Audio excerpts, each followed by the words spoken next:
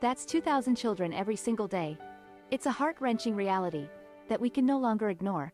Find the Children is a non-profit organization dedicated to helping find missing kids. You can be a part of their mission by donating your unwanted vehicle, running or not. Call 1-800-294-0222. We guarantee that you will receive the maximum tax deduction. We provide fast, free pickup with 24-hour response. Call 1-800-294-0222. Find the Children provides crucial resources to help find missing children and educational materials to teach kids how to recognize and avoid predators. Our recovery programs have a proven track record of reuniting kids with their families. It's time to act. Donate your unwanted or unused car. Help us build a world where every child is safe. Pick up the phone and call 1-800-294-0222.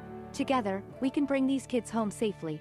This advertisement was paid for in partnership with Cars R Us and Find the Children. Coming up Thursday at 7 a.m. on the Sedano and Cap Morning Show. Well, we'll get you ready for Game 2. Will Cappy continue to defend Austin Reaves? Lakers Thunder Game 2 will get you set in the morning. Plus, there'll be no Sedano. No Sedano. When Dad is away, we're gonna play. Gregory Arthur Bergman, producer Lindsay Baseball, me, Morales, Cappy, and I believe some great guests, Geeter, Trudell, maybe Momo, and Dr. Clapper in the 9 a.m. hour. Don't miss it. LA's only local sports morning show, the Sedano and Cap Morning Show, 7 a.m. on Thursday on ESPN LA. Chris Canty here. PayPal is now the official peer-to-peer payment sponsor of the NFL, which means all the money moments that your fandom creates, whether splitting tailgate costs or chipping in on tickets and game day food between friends, are covered. Wherever the game is played or watched, PayPal moves with fans. You can send money through text, email, or directly to your friends with eligible accounts on Venmo. Just download the PayPal app and share all the moments that matter. Account with PayPal is required, not available in all regions where PayPal operates. Harry Douglas here. Let me ask you something. What if you can enjoy the taste of a cocktail, the warmth of a spirit, and still stay fully in control? That's RK Zero Proof, a pioneer in the alcohol-free spirits category. RK delivers bold flavor and a real warming sensation with zero alcohol, zero sugar, zero carbs, and 0 calories. Perfect for nights out, social gatherings, or anytime you want the experience of a drink without sacrificing tomorrow. Check it out at rkbeverages.com. That's ARKAY beverages.com. RK, all the flavor, none of the alcohol. Here we go, Rams Super Bowl champion, DeMarco Farr, Sweet Tea, Travis Rogers. The DeMarco and Travis Afternoon Show is on for you Wednesday afternoon. I'm a chivato. Here we go, the 6th of May. Well, the No Stress Sports Talk Express is going to really calm you today, I think. I mean, we kind of all knew what last night was going to be, right? Yeah, OKC is who we thought they were. Here is DeAndre Ayton, and the Thunder steal that. Caruso beats everybody down the floor and dunks it. Timeout, Lakers. And now they're in real trouble. And Austin Reaves, man, he sucks. In the playoffs, that is. We'll talk about it. DeMarco will give you his thoughts. Why don't you shut up? Travis, producer Laura, and Young D, producer DeAndre. Of course, you see DeAndre. Lakers Talk Daily, weekdays at 11 a.m. Oh. Plus, Dodgers Astros from today in Houston. And we're going to try to make you smile, man. We're going to try to make you smile. I only am who I am because I was born that way. I have a gift, and I am trying to not be selfish about it, but to use it. Do we have the Whacking Day drop? A new whacking stick. Whack. Yeah, I know. DeMarco doesn't understand what Whacking Day from The Simpsons is. But we're still going to do the bit, sucker. It's another thing to hear it from the TK421. So let me just pop in this 8-track, and you just give a listen and tell me what you think, okay? Let's do it, the DeMarco and Travis Afternoon Show. Yo, Wednesday afternoon right now. Hey, what up? Woo. How are you? Woo. I'm good. I'm good. Hey, I'm sure it's just a coincidence that I got a 1 hour lit yesterday. I got a little bounce in my step. You're happy? I'm feeling pretty good. Oh, my. I'm sure that's just a I had to sit in here with him while you were in the murder room, chilling out. It was, by the way, best commute I've ever had in my life. I bet. Took off my headset, put it down, was in my kitchen 30 seconds later. Good it was for you. It was fantastic. Greg, what are you doing here? It's Wednesday. What day Greg's is it? here. It's Wednesday. Yeah. So you did not miss your 2-hour drive home? You No. get to sit there and you listen to stuff. You like and your you listen to drive. podcasts. You like your drive. I don't. I'm coming in. Love my drive. Yeah. About an hour and 10-ish, give or take. Going home, if it lands short of an hour and a half, once it goes 1 minute past an hour and a half, I'm ready to pull my hair You're out. expended. You want to go home. Yeah. I mean, what do you listen to on the way in? Coming in on the way in. Usually stuff that helps me prep for work. Podcasts. Podcast, happiness. I'm going in, about to work. Yeah. On the way home, what do you do to decompress? This time of year, usually a Dodger game. If the Dodgers are on the road, you get a little. Not bad. Not today. You don't get that today. I did it on the way in today. No, which is kind of nice. It's great, Greg. We've been over this. Everything should be over by 8:00 at night. And I fully agree with that sentiment. Yesterday, by the way, the Dodgers and the Lakers being over by 8:00 was fantastic. Pretty good. I felt so good being like, the games are over. I got to stay up a little later tonight. The Ducks don't play until I think it's 6:30. I need to double check that, but that won't end until close to 9:30. Yeah, they don't matter. I'll muscle through. Kind of with you, but we're on different ends of the baby spectrum. I understand. So things that end, at 8:00 kind of ruin my night. I totally like the night games when she goes to bed. I understand. You know what I'm saying? You and I are occupying different timelines at this particular time. I get the couch. I get the TV. I can lay down. I do like that. I can eat a full bag of chips and nobody bugs me. A bunch of Panda Express. Do you that's on the way home. Do you set them right on your chest, or do you have them kind of on the right side? Here, on the side, down here. Oh, okay. I got the hand right there. So you go lefty. I am a lefty. Okay. I dig left. And the TV's over in the corner there. Perfect. Come on. Because I like to leave the bag open, the opening of the bag right on below your chest? right here. Okay. So I can just kind of close. Yeah. And then then all the crumbs collect right here, and I can just push them back into the bag. That's a tidy way. Me, I leave a trail sometimes. Yeah. we know where you've been. I'm ODing on Ruffles, by the way. So, just the originals? I don't know why they were on sale. The sour cream and cheddar. Cheddar and sour cream. Off the bag last night, and I'm into the barbecue now. Oh my God, so good. Barbecue's fine. Yeah. It's not my first choice. Those sour cream, cheddar ones, forget it. I could eat a truckload of those I turned things. the bag inside out and went to the. No, I did that. I wanted more. Tore it apart and went into the corner. You want the dust. I want all of this. You want the dust. I paid for it. I want it. Yes. Yeah. All right. Unfortunately, I think we've avoided the subject as long as we can. A good 2 minutes. Yeah. Yeah. Don't get me wrong. I have a lot of questions about DeAndre's martini last night. What is this martini thing? What happened? He went out last night. I did go out. Yes. Solo? No, not solo. Shout out to Beto Duran. You and Beto had a date? Me and Beto. Yeah, Beto does this every year where he treats the people who help him out on the Lakers broadcast. He treats them out to dinner. Nice. So I was very fortunate enough to be working with him last night that he was able to take me out to dinner. Sweet. Where'd you go? We went to Mastro's. So Beto's rolling deep. Yes. So Funch, you, Wilbur. No.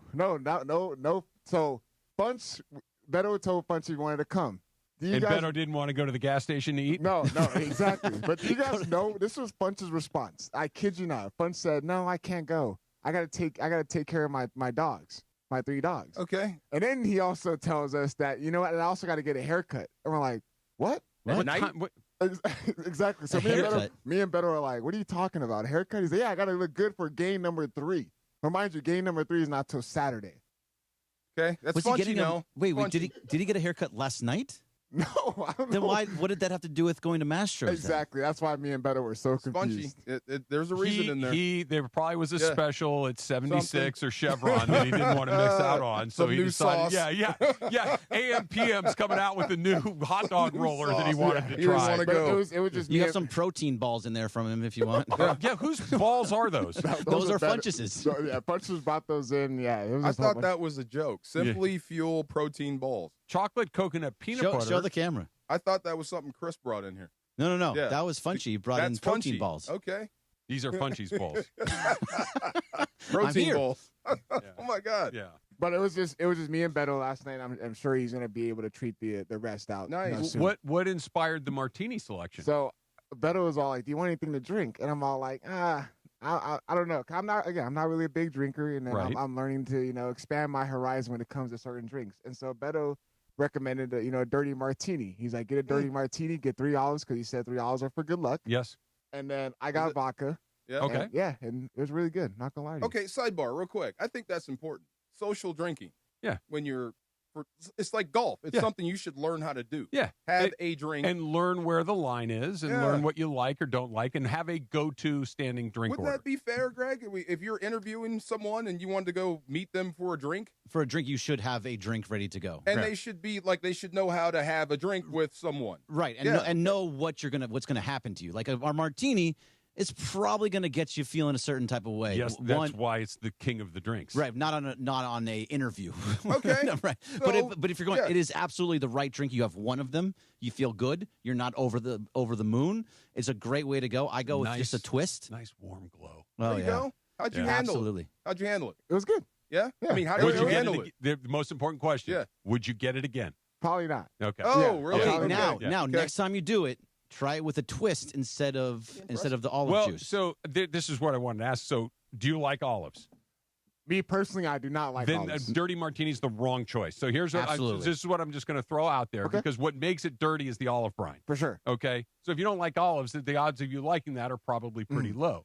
So start with a regular martini with a twist, like Greg is talking about. If you prefer vodka, get it with a twist. It's just the cocktail with a little citrus, little whiff of it, and it won't taste like olives at all. You might have a better chance of liking it because a dirty martini is going to taste like olives. No, for sure. And I'm glad I at least tried it. Sure. Like I said, I'm trying to expand my horizon, but it like I said, if I was drinking again, maybe, but as of right now, no. See, like DeAndre, I hate olives too. I think they're gross. I don't like the briny taste.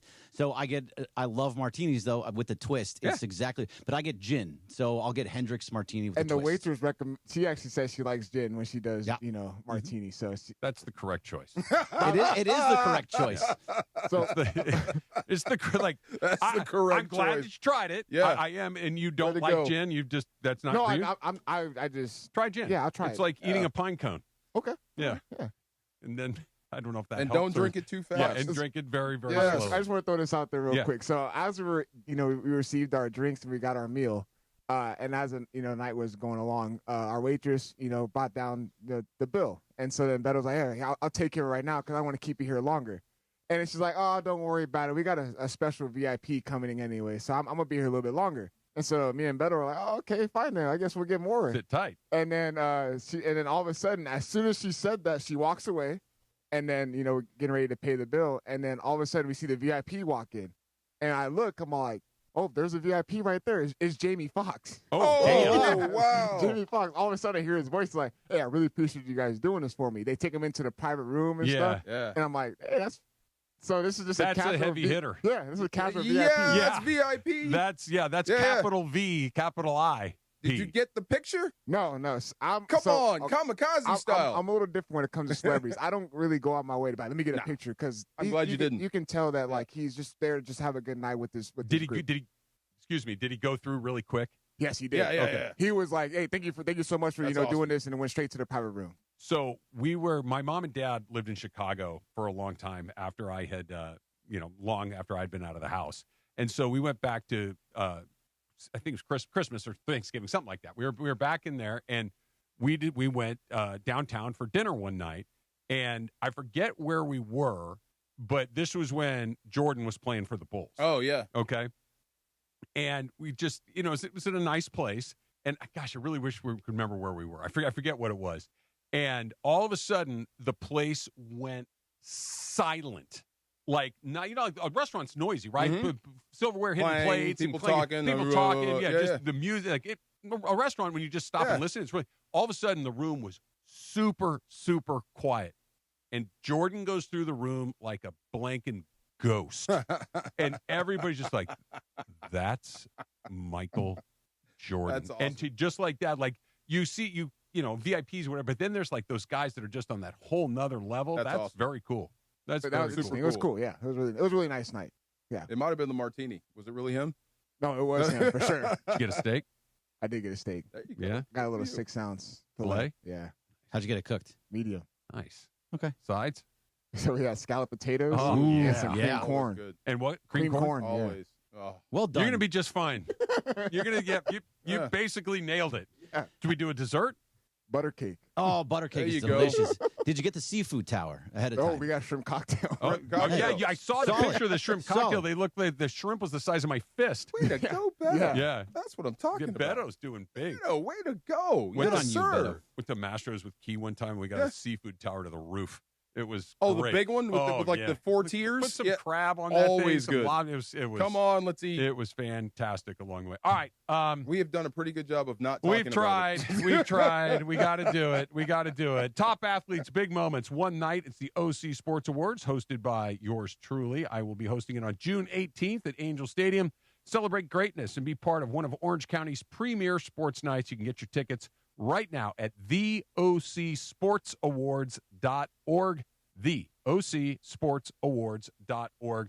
Lakers actually played okay and still came up way, way short. And somebody Thunder, had a good. very, very bad night. We'll get into it next. It's DeMarco and Travis, ESPN LA. One match, 90 minutes to decide it all. And LAFC with an impressive 2-1 victory at home over Toluca. The black and gold head to Mexico with a 2-1 edge over Mexican powerhouse Toluca. A place in the CONCACAF Champions Cup final is on the line. And honestly, we want to host the final, so we got to go get a good result there. Will LAFC finish the job in hostile territory?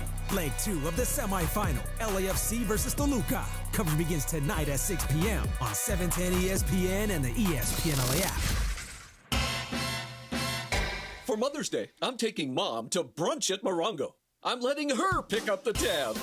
Now your top reasons to visit Morongo. Treat Mom like a queen at our sparkling wine brunch in the ballroom. Mother's Day, 11 a.m. to 1 p.m. Number 2. Melt Mom's stress away with the spa day at Sage Spa. And the number 1 reason. Show Mom a special weekend with the Casita, because Mom deserves her own private plunge pool. Book before we sell out. Morongo, good times. Hey, it's Mason. Mother's Day is coming up. I got the best mom in the world. You know Donna. She's 80. She works 5 days a week at John Glenn Middle School in Palm Desert. She's active. She's on top of it. And Mother's Day matters. You got to get it right. Easiest way, and I do this with my mom every year, I send her bouquets. That's short for bouquets. I'm sending Mom flowers from the Bouquets Company, and I got you 25% off right now so you can send some too. Bouquets aren't just any flowers. They're cut fresh. They're bigger, brighter blooms that last way longer. Send a happy bouquet, a vibrant bouquet, or step it up with a monthly subscription to keep the happiness coming month after month. Bouquets is the way to go. Took me 2 minutes. Pick the bouquet, set the delivery date, done. And with 25% off, grab some for your wife, your aunt, your grandma too. Mother's Day is May the 10th. Go to Bouquets.com. That's BOUQS.com. Use promo code ESPN for 25% off. Again, that's Bouquets.com, promo code ESPN.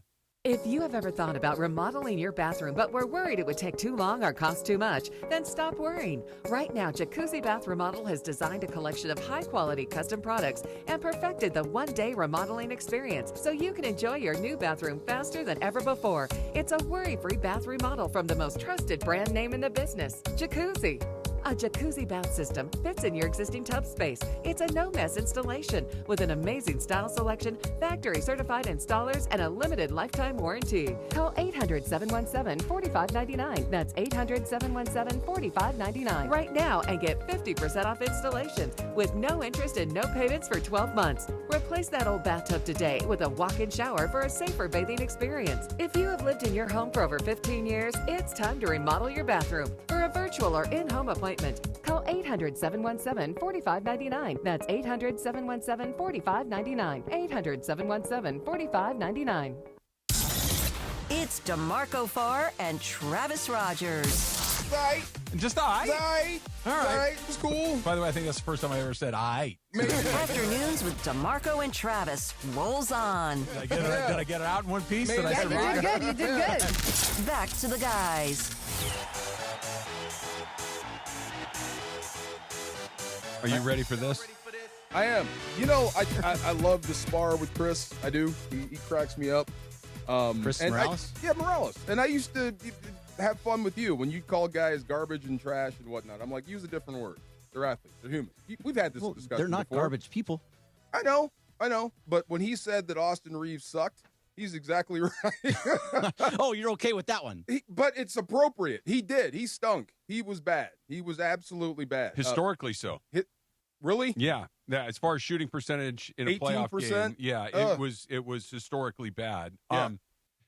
I think of, look, the fact that the Lakers lost by nearly 20 points, not a surprise. The fact that LeBron James was pretty good, not a surprise. The fact that the Thunder are really good defensively, not a big surprise. I think the one thing that made you go, ay, ay, ay, was how noticeably bad Reaves was last night. That was not just he had an off night. It's like they were killing him on one end, and he couldn't throw a rock in the ocean on the other. He looked like he was outclassed. Yeah. And that's the thing why we're harping on it, not just because of that. I mean, they did it to everyone outside of LeBron.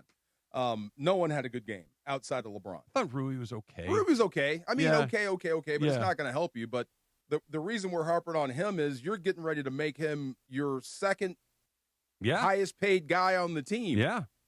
Does it look like he should be the second highest paid guy at this point? No, it doesn't. Right. And I look, we can come up with a scenario where, hey, listen, it wasn't as bad as it looked because Oklahoma City has the best defense in the league. Okay. It's not as bad as it looked because he's only come back and played a small handful of games since a very serious injury. Yeah, okay. Hey, they were able to key on him because there's no Luka Doncic. Yeah, okay. All of those things are true, but you know what else is true? He was terrible last night.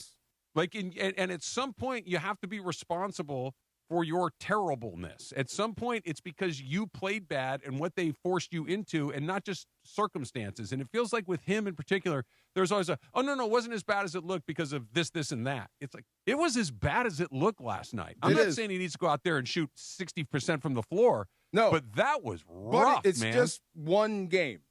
It's just one game. Yeah. If you woke up from a coma, you might have that, like, he's not good, but he has the chance to bounce back in game 2. He absolutely does, and he really needs to, DeMarco. But at the same time, this isn't just one game. If you go back and you look at his playoff experience, he has been bad in most of the games he's had a couple of good ones. There's been some here and there, but for the most part, he has not had good numbers in the playoffs. He either is shooting poorly, or when he does shoot with a three-point ball really well, they lose that game. So it really doesn't work out as well as they want. For the most part, he's been somebody you can move around off his spot. He's a turnstile on defense, and he's not a good shooter. So this is something that is more than just he didn't have time off. He's just been bad in the playoffs. If he has the same game, but he hits for 50%, this is a completely different conversation. I couldn't agree more. Now, but the result could be the same. Actually, agreed. could be worse. But agreed. But the conversation will be different. Look, that the Lakers were outclassed by Oklahoma City, it's not a surprise, right? The Oklahoma City has better players than the Lakers do. They have more good players than the Lakers do. They have a better team than the Lakers do. They're the number 1 seed. They're the defending champs. They have the soon-to-be two-time MVP. That the Lakers lost is not anything other than, something would have had to really go haywire for the Lakers to win that game. But that does not explain why he was as bad as he was. Like, both of those things can be happening at the same time, and they're not necessarily connected. LeBron was fine. Yeah. LeBron looked pretty good. And quite frankly, I thought that the Lakers, with the exception of Reaves, they were okay. I don't think they got embarrassed. They kind of hung around for most of the night. Never really felt like they were threatening to win the game. But it also never felt like they were getting run over, with one exception. It felt like he was getting run over all night. And like you've said, this is the guy that they're getting ready to make a huge commitment to. And that to beat the Thunder. Yeah, to be good in games like that. Against them. Right. Yeah. Right. And he wasn't. And to Greg's point, while this was the first one in this series, he was, and again, injury and all that stuff, he wasn't very good against the Rockets. He wasn't very good in playoff series in previous years, with the exception of, was it Memphis, DeAndre? Memphis, and that was a game where he had his I'm him moment. But besides that, it's like you go into the Minnesota Timberwolves series, and that's why everyone was really, really hoping to see a different side of Austin Reaves heading into this series, is because we understand he came back in that one game against the Rockets. He was going to struggle. We all came to the conclusion that he was most likely going to struggle in that game. But everyone's going to base his performance against Minnesota Timberwolves, where you had Jaden McDaniels hounding him all the way throughout the basketball court, and he was not able to get to the spots. And it translates into the same thing that we're seeing with OKC. They're throwing 2-3 different guys at him, and it's still the same results. Alex Caruso is bodying him up, pushing him around, trying to come around pick and rolls. He can't get to his spots. Kason Wallace is picking him up as soon as he crosses the half-court line. And the same thing when they throw Lou Dort. It's when he's the younger, athletic teams, he struggles. He only shot 2 free throws last night because he wasn't able to get downhill. He was not able to get to the spots. He wasn't able to get around the guy that had him on the point of attack. Right. That not much went right for him last night. And again, if he turns around tomorrow and looks more like Austin Reaves, it's like, okay, that was a really bad night. Let's see what happens next. Yeah. But if it happens again or something similar to that, and I don't know how many of those would have to happen. We might only be able to get 3 more, considering what we looked. Maybe the Lakers can find a way to win a game, maybe 2. We'll see. But there are more and more data points about if I'm getting ready to give this guy the bag that I'm feeling less and less ecstatic about. I'm not saying I wouldn't do it, but right. I think the check's been cut anyway. I think so too. But my goodness, you just don't feel good about it here's anymore. What's worse than a sweep, and that just had me thinking about this because I think a sweep is possible. I do too. You might not win a quarter, not one. You know what I mean? You may not even put a sweat into that. Let me ask you this: if let's say you get 3 more like you got last night, and put Reaves in a side for a second, they're not playing their best basketball yet. I didn't think so either. Yeah, I didn't think so either. Like, let's say the Lakers lose all 4 of these games by around 15 points, somewhere between 15 and 20. That they're not blowed out, but they're also not particularly competitive. That feels about where this series should land. But if that happens and Reaves is bad, right? Then it's like a uh-oh. Well, that's the other part. So if you're management, you're going to the head coach and asking, hey, look, why is Austin Reaves underperforming in the postseason? Mm-hmm. I don't know. This is what we drew up. The plan is sound. He just can't get to it. Like, we had this plan, but see, he gets knocked over here. You know what I mean? Mm-hmm. Like, I'm giving him what I think he needs to be successful. He just can't execute, which would make me go, hold on that deal for a hot minute. That's what his game is, though. His game is getting downhill, is getting to the paint and making pretty wild shots. But the way that that Oklahoma City defends, they don't let you in there. They're bigger, they are quicker, and they are younger, and they're just a good defensive team all the way around. Every single guy, 1 through 15. Doing it wrong. Yeah, and so for him to be able to even get into the paint to be the guy that he is going to be very difficult. They are not going to let him in. Maybe we're doing it wrong, and we're trying to base this off playing against them. But that's who's going to be there. Because they do this to everyone. Fair enough, and I think that's a good point to bring up. But if you're a really terrific offensive player, like we think that he might be, excuse me, you're going to have to do it against really good defensive players. You're going to have to do it against very good defenders. Then you're not going to draw the Sacramento Kings in the playoffs. You're not going to get the Memphis Utah Grizzlies, Jazz. the Utah. Like, you're going to have to go up against San Antonio. You're going to have to go up against Minnesota. You're going to have to go up against Oklahoma City. You're going to have to go play against a rough and tumble Houston Rockets team. Like, this is if we're going to give you this, I can't have you only be good when it's easy. No, I need you to be good when it's very hard. LeBron's had his duds. Everybody has their duds. He has his 8-point game. You know, everybody has a dud here and there. It's all about what he does next. Yeah. That was terrible. Yeah. And you're going to have to be really, really good the next time out to get us to forget that. Does it not put another brick in the wall for you based on what we saw last year and some of the years before that? Oh, absolutely. Before he came back, I said you could fudge the numbers. If he doesn't make it back in the postseason, I'd be willing to say, I would guess he'd be better, but now he's proven it. Who didn't you say that? What? I think you did say that. He should not play in the postseason because it can only hurt himself. I would think that his agent it's happening. I would think that his agent would be somebody to say something like that. Hey, if you're not 100% and you're going to hurt your money right now. Athletes don't think like that. No. I mean, athletes are going to play. But you said that the check is already written out. Oh, I would bet dollars to donuts that check, that contract is already written. All right, so think about it. If he has another 3 bad games, and this is what he looks like, you think they're going to go to him and say, hey, all right, we want to still give you the max based on everything we've seen from you and your time as a Laker in the postseason. We want to give you a max amount of money. I would bet the deal is done, but any him and Hoff from the Lakers, you probably lose him. But okay, where's he going to go? So I know Trav, somebody will pay him. Who is going to pay him besides somebody like Brooklyn, Utah?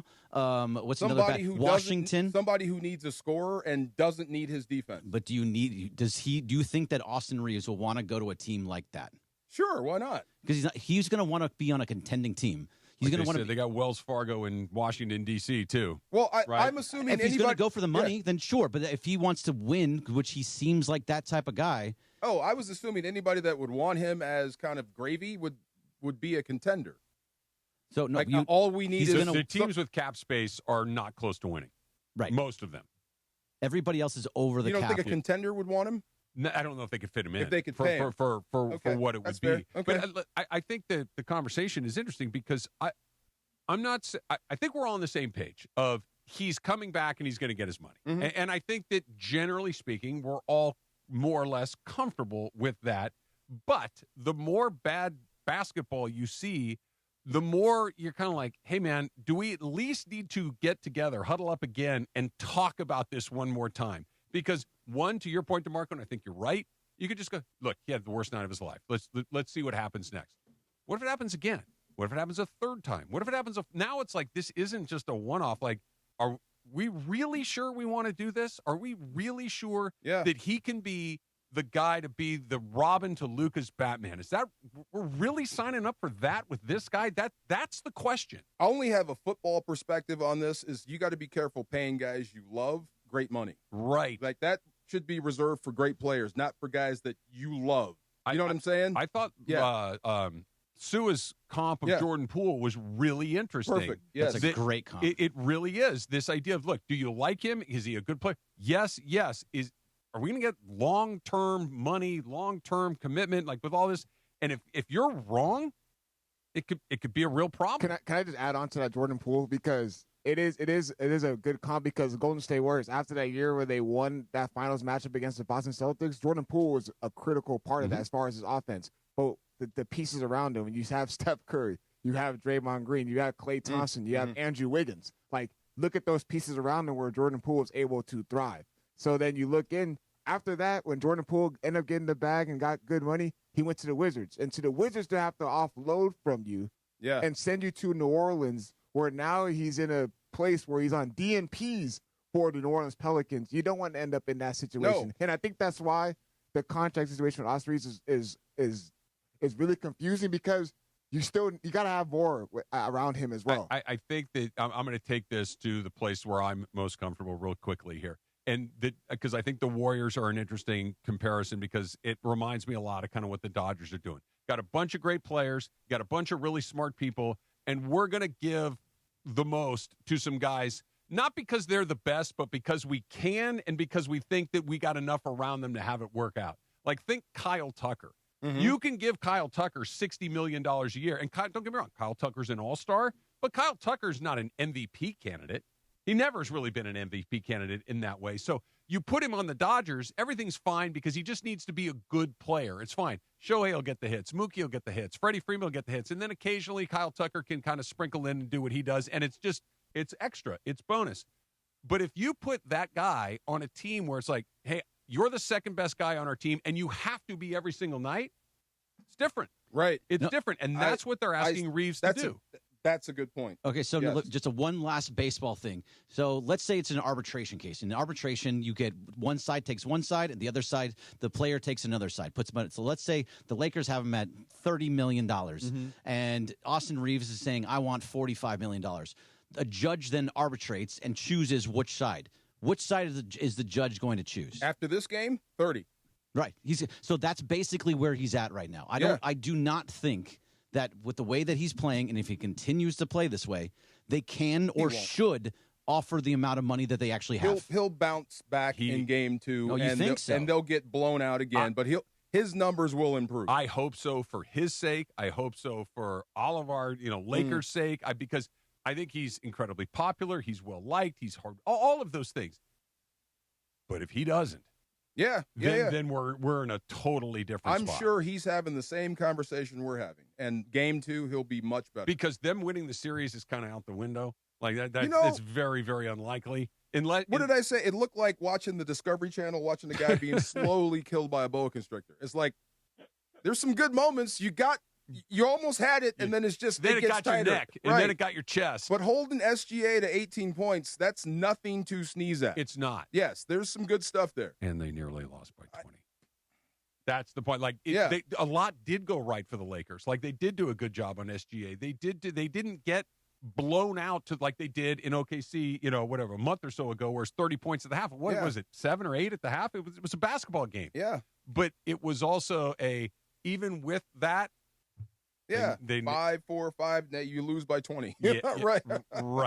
That's how it goes. It escalated very, very quickly. And Help on the horizon, maybe not so fast. That's coming up next. It's DeMarco and Travis, ESPN LA. Hey, we got coverage and content of the 2026 NBA playoffs on ESPN LA is presented by Pechanga Resort Casino. Did you know that?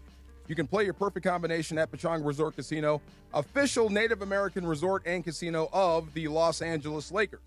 So why don't you go down there and see for yourself what made readers of Newsweek and USA Today name Pechanga the best casino outside of Las Vegas. High praise.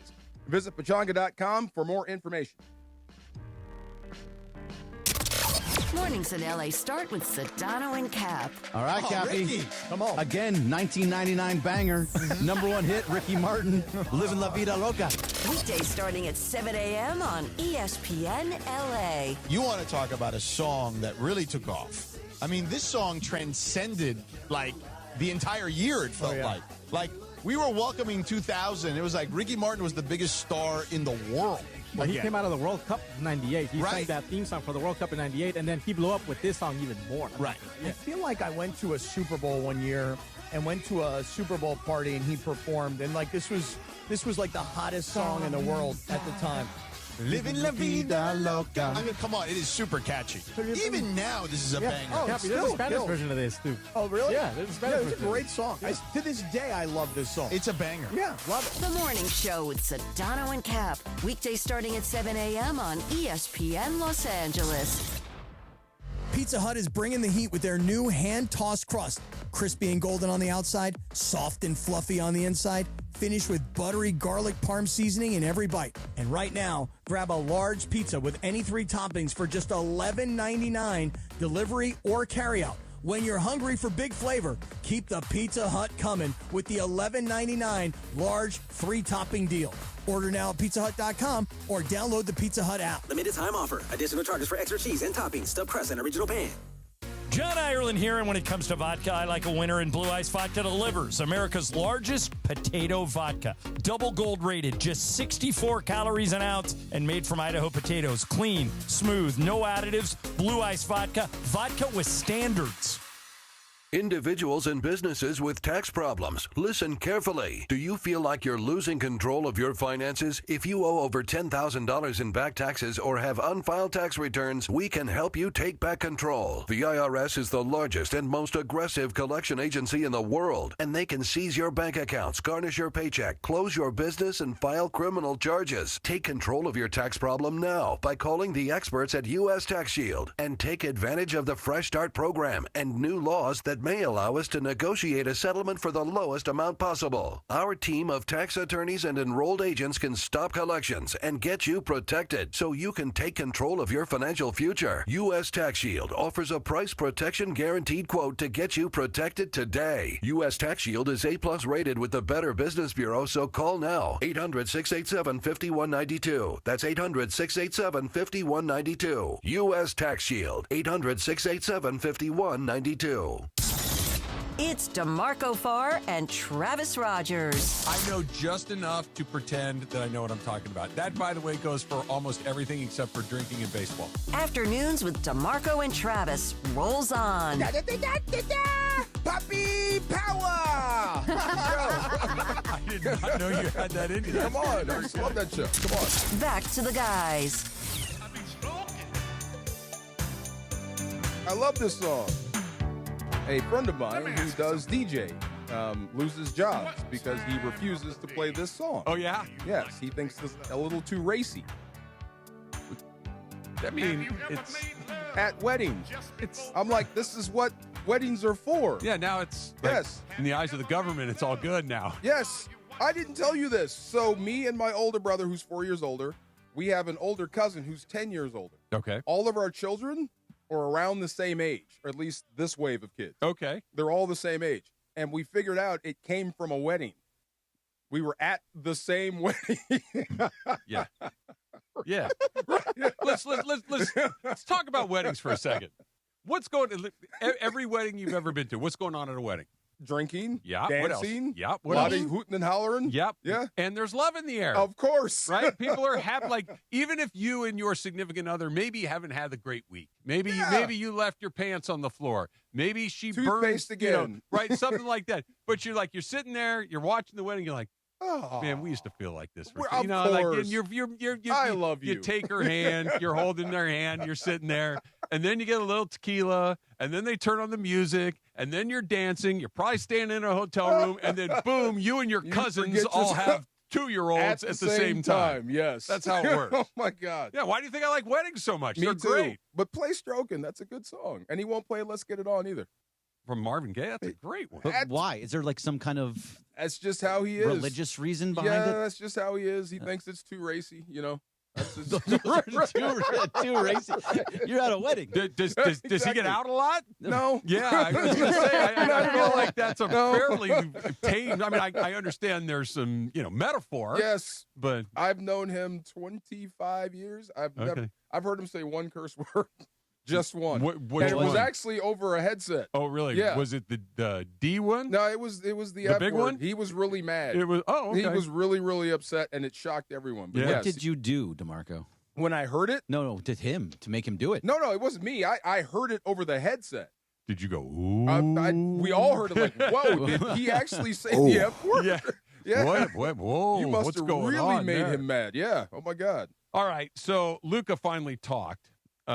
Luka talked about his rehab, about how it's going, about when he may or may not be back, and all of those things. And what I heard, and you guys tell me if you feel differently, was he was told when the injury happened, this is an 8-week injury. They're 5 weeks in, and that's kind of what it is. Okay, that makes sense. Yeah. That he's done everything he can. He flew across the world. He got the PRP injections. He's doing everything he possibly can, but this is an 8-week injury, and it happened 5 weeks ago. And that's kind of where it is. That's a good answer for him because it's true. If they said 8 weeks, then you should take the full 8 weeks.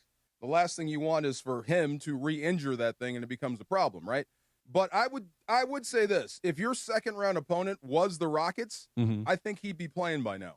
You think so? I do. I think Luka coming back against the Thunder, it won't matter. You may score more points. It still won't matter. Okay. And the risk is too high. But if the risk is high playing, against the Thunder, obviously you're probably not going to win the game anyway. But if the risk of re-aggravation is there, shouldn't he wait the full 8 weeks regardless of opponent? Yeah, but I think you can beat teams like the Rockets who are, how do I say this, dysfunctional, I guess? Yeah, I think that's a good word. Playing half the game. Like, I don't want you to do anything on the defensive end. Just be Luka on that side. Save your hamstring. Yeah. You could beat them with that. Yeah. You're going to get murdered with OKC. Yeah, I was never in the camp of, hey, man, just let's see what happens. Maybe he'll come back. That I think that was far-fetched isn't even far enough. It was a 1 in a million that he was going to come back by the second round of this. And now that the writing's on the wall, I just think that you say, listen, man, we're not beating these guys. Let's make sure that he's 1,000% healthy for the start of next season. I think that's where you got to go. So I would be on your side a little bit more, DeMarco, if they actually had a chance to win the finals. They could win. This was a championship caliber team. Then maybe he could come back in the second round. But I don't think so any other way. This was not a year for them to win a championship. He knew it ahead of time. He knew that this offseason, when everything was gone, that this was going to be the one for him. That they're going to build the team around him. So really, it doesn't make sense for him to come back unless they have a chance at winning a title. I'm with you. I'm totally with you, but it does suck that he gets to avoid having a sweep on his resume, and LeBron's got to wear it. They could still win a game, maybe. Where possibly they're not even going to win a quarter. No, I'm actually pretty much with you. Yeah, you know this, right? I mean, I'm going to take Lakers in 7 because I want them to win, but my mind is and my heart are both saying sweep. Well, we are of one opinion. Ric Flair is of a different opinion. He tweeted, Luka, please get in the game. Take a shot of cortisone and deal with the pain. They are paying you $50 million a year and you're not there. WTF. Hope Jeannie Buss trades you next year. Nobody wants a lame duck on their team. And just as a side note, every single word begins with a capital letter in that tweet, which takes a lot of work. How does that happen? Then he elbow drops the mat. There's nobody there. Gets up again. Cuts his forehead. Look, there you go. You guys know the wrestling world way better than I do, but I have a couple of questions. They're not going to trade him. Jeannie Buss is no longer in charge, so somebody needs to get Rick's phone from him. You got to frame this in terms of a loser leaves town match. Oh, okay. Yeah, you know what I mean. Yeah. Okay. House show. Yeah, house show. Yeah, Luka is not dogging this. He has a grade 2 hamstring injury that takes 8 weeks to heal. It's been 5. But in the mind of Ric Flair, 16-time world champion, you are dogging it. Can I ask a stupid question for me? I'm sure that I was watching SportsCenter last night, and they put a wrestler on there. Forgive me, I don't remember who it was. And they described him as an intercontinental champion. Yes. What does that mean? That is the secondary belt in the WWE. Okay. It's like AAA? So the world champ, the WWE championship or the world championship, that's your biggest money draws. Okay. That would be Hogan. Okay. Your secondary guys, your best workers, your best wrestlers usually have the intercontinental belt. Okay. Those are the guys that are the best performers. Do they have to wrestle on a different continent to get that? Thank you very much. Thank you very much, Reese in the back. Yeah. Yes. Do they have to go to a different continent, but to define intercontinental? No. Okay, it's intercontinental. I didn't know if this was more like ceremonial or like we're actually like he won a match in Austria, therefore he's the intercontinental champion. There's a world championship. There's a WWE championship, intercontinental. There's the Southern Heritage champion. They got so many belts, it's ridiculous. Okay. Yes. So it's like soccer where they play for all these different cups, and I'm never quite sure what's going on. Tag team championship. Yeah, they got a lot. They have a world TV championship. You're the TV champion, which means you wrestle on TV. Oh. Like every week there's going to be a championship match because of you. I thought there was like one guy that was the champ. No, there's many. There's the hardcore champion. That means you're the guy that gets beat with like trash cans. You're the king of those matches. They got belts for everything. Come on now. I asked. Now, Wait, I and when you're champion, you have to wrestle every week? If you're the world television champion. The TV champion is the guy that wrestles on TV every week. Like, who's a world TV champion right now? Do you know who Arn Anderson is? No. He was a guy. He's a great worker. He's a great wrestler. He's probably not a guy you put at the top of the card, but on TV, he's perfect. So he's your television champion. What was John Cena? John Cena is the world champion. It's world champion. That's like being the heavyweight champion. Yeah, you're headlining WrestleMania. You're the guy. So you're not wrestling every week? No. Cena may show up to do something, a promo, continue an angle, but you're not going to see him getting beat up every week. That's not how that goes. So if I see the Intercontinental champ, I should only be mildly impressed. You should be impressed, yeah, but he's not the world champion. But that's not The Rock. That's not The Rock. Okay. No. But he did hold the belt for a little while. Intercontinental? On the way up. Yes, on the way up. Oh, so it's like being the MVP of the AAA? Kinda. You're the next guy. He's Ryan Ward. He's the #1 prospect, is what he is. He's a 4A player. You're the next guy. Yeah. There we go. He's the #1 prospect. Maybe he'll land it. Maybe he won't, right? Maybe he gets off to a slow start like Andy Paas and then turns into a pretty good player. There you go. Like Andy Paas. You never know. Has 3 home runs today. Yeah, they pretty good day today. Austin Reaves would be the Intercontinental champion. That's it. Ooh, I don't think he's even that right now. Yeah, I mean, take the belt off him. Champion. Far Side coming up next. It's DeMarco and Travis, ESPN LA. The home of Rams football, and now the home of the Rich Eisen Show. Weekdays 9 a.m. to noon, KSPN Los Angeles, a Good Karma Brands radio station. Purple and gold playoff energy. Game 1 belonged to the Thunder. And the Lakers will lose game 1 by 18. OKC defends home court, and the Lakers take the early blow. Can the Lakers answer back and still win an OKC? Game 2, same floor, same teams, and a chance to respond. Coverage begins tomorrow at 5 p.m. The Lakers postseason push happens right here on 710 ESPN and the ESPN LA app. For Mother's Day, I'm taking Mom to brunch at Morongo. I'm letting her pick up the tab. Now your top reasons to visit Morongo. Treat Mom like a queen at our sparkling wine brunch in the ballroom. Mother's Day, 11 a.m. to 1 p.m. Number 2. Melt Mom's stress away with the spa day at Sage Spa. And the #1 reason. Show Mom a special weekend with the Casita, because Mom deserves her own private plunge pool. Book before we sell out. Morongo, good times. Waba Grill is an LA original, so we've got to keep it real. Real fresh with our Asian-inspired menu that's grilled to order every time. Real quality with our marinated proteins like hormone-free chicken, ribeye steak, wild-caught salmon, and shrimp. Head to Waba Grill for $5 happy hour, weekdays after 3 p.m. and try our new chili crisp dumplings, paired with a premium or beverage drink, like our delicious Thai tea, both for only $5. Only at Waba Grill. It's for you. Hey guys, it's Sedano. It's springtime in SoCal, and you're still on those same old floors? Make a power move with Hernandez Wholesale Flooring. Hardwood, laminate, waterproof vinyl, carpet, turf, all in stock. They even have Cortec, the original 100% waterproof, kid-proof, pet-proof, luxury vinyl flooring in a ton of colors ready and in stock. Visit the showroom off the 5 next to the Commerce Casino or check them out on the web, HernandezWholesaleFlooring.net. Hernandez Wholesale Flooring. No games, no gimmicks, and no spring sale beats wholesale. And it is the DeMarco and Travis Afternoon Show right here on ESPN LA. The Far Side.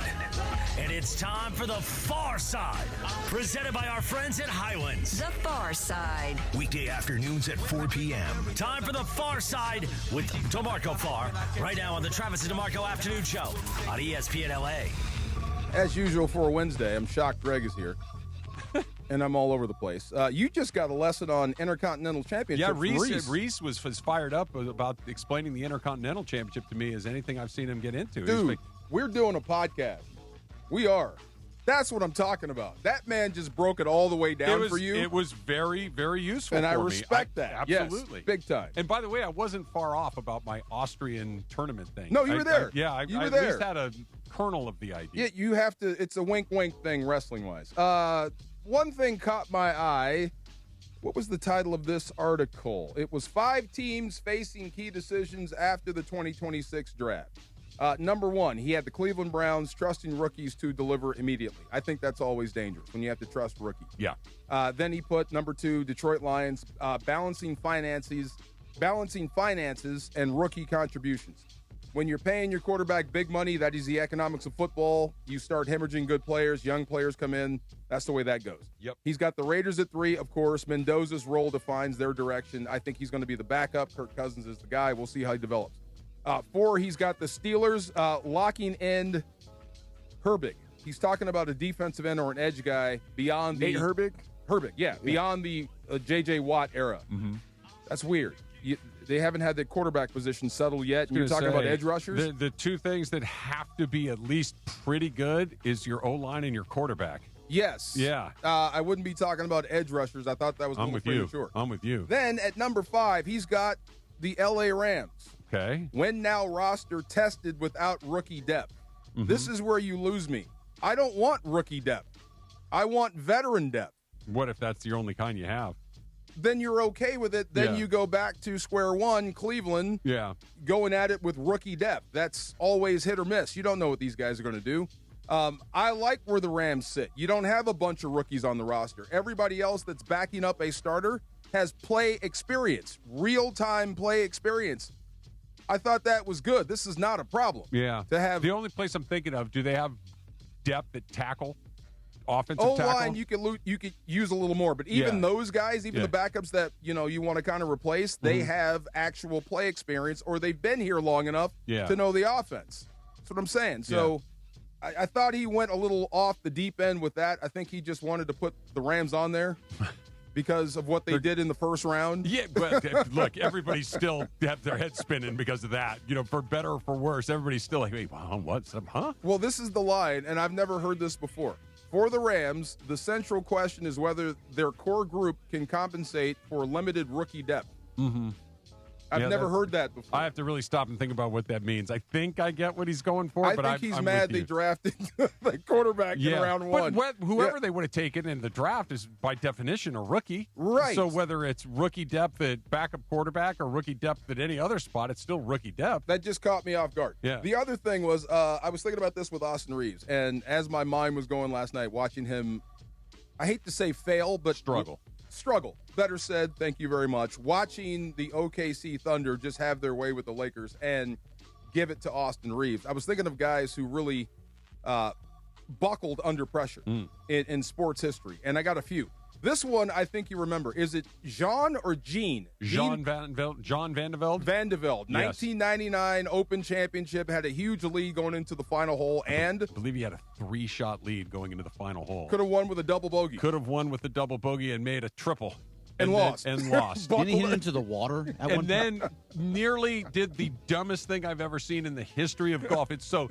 The way, I forget which course it is, but there's this creek that runs through this course over on the other side of the world. Yeah, it's the British Open, right? Yeah, the water rises and falls based on the time of day it is. Yes. Okay, so when he gets to the ball, the top of the ball is almost out of the water. Still a terrible idea.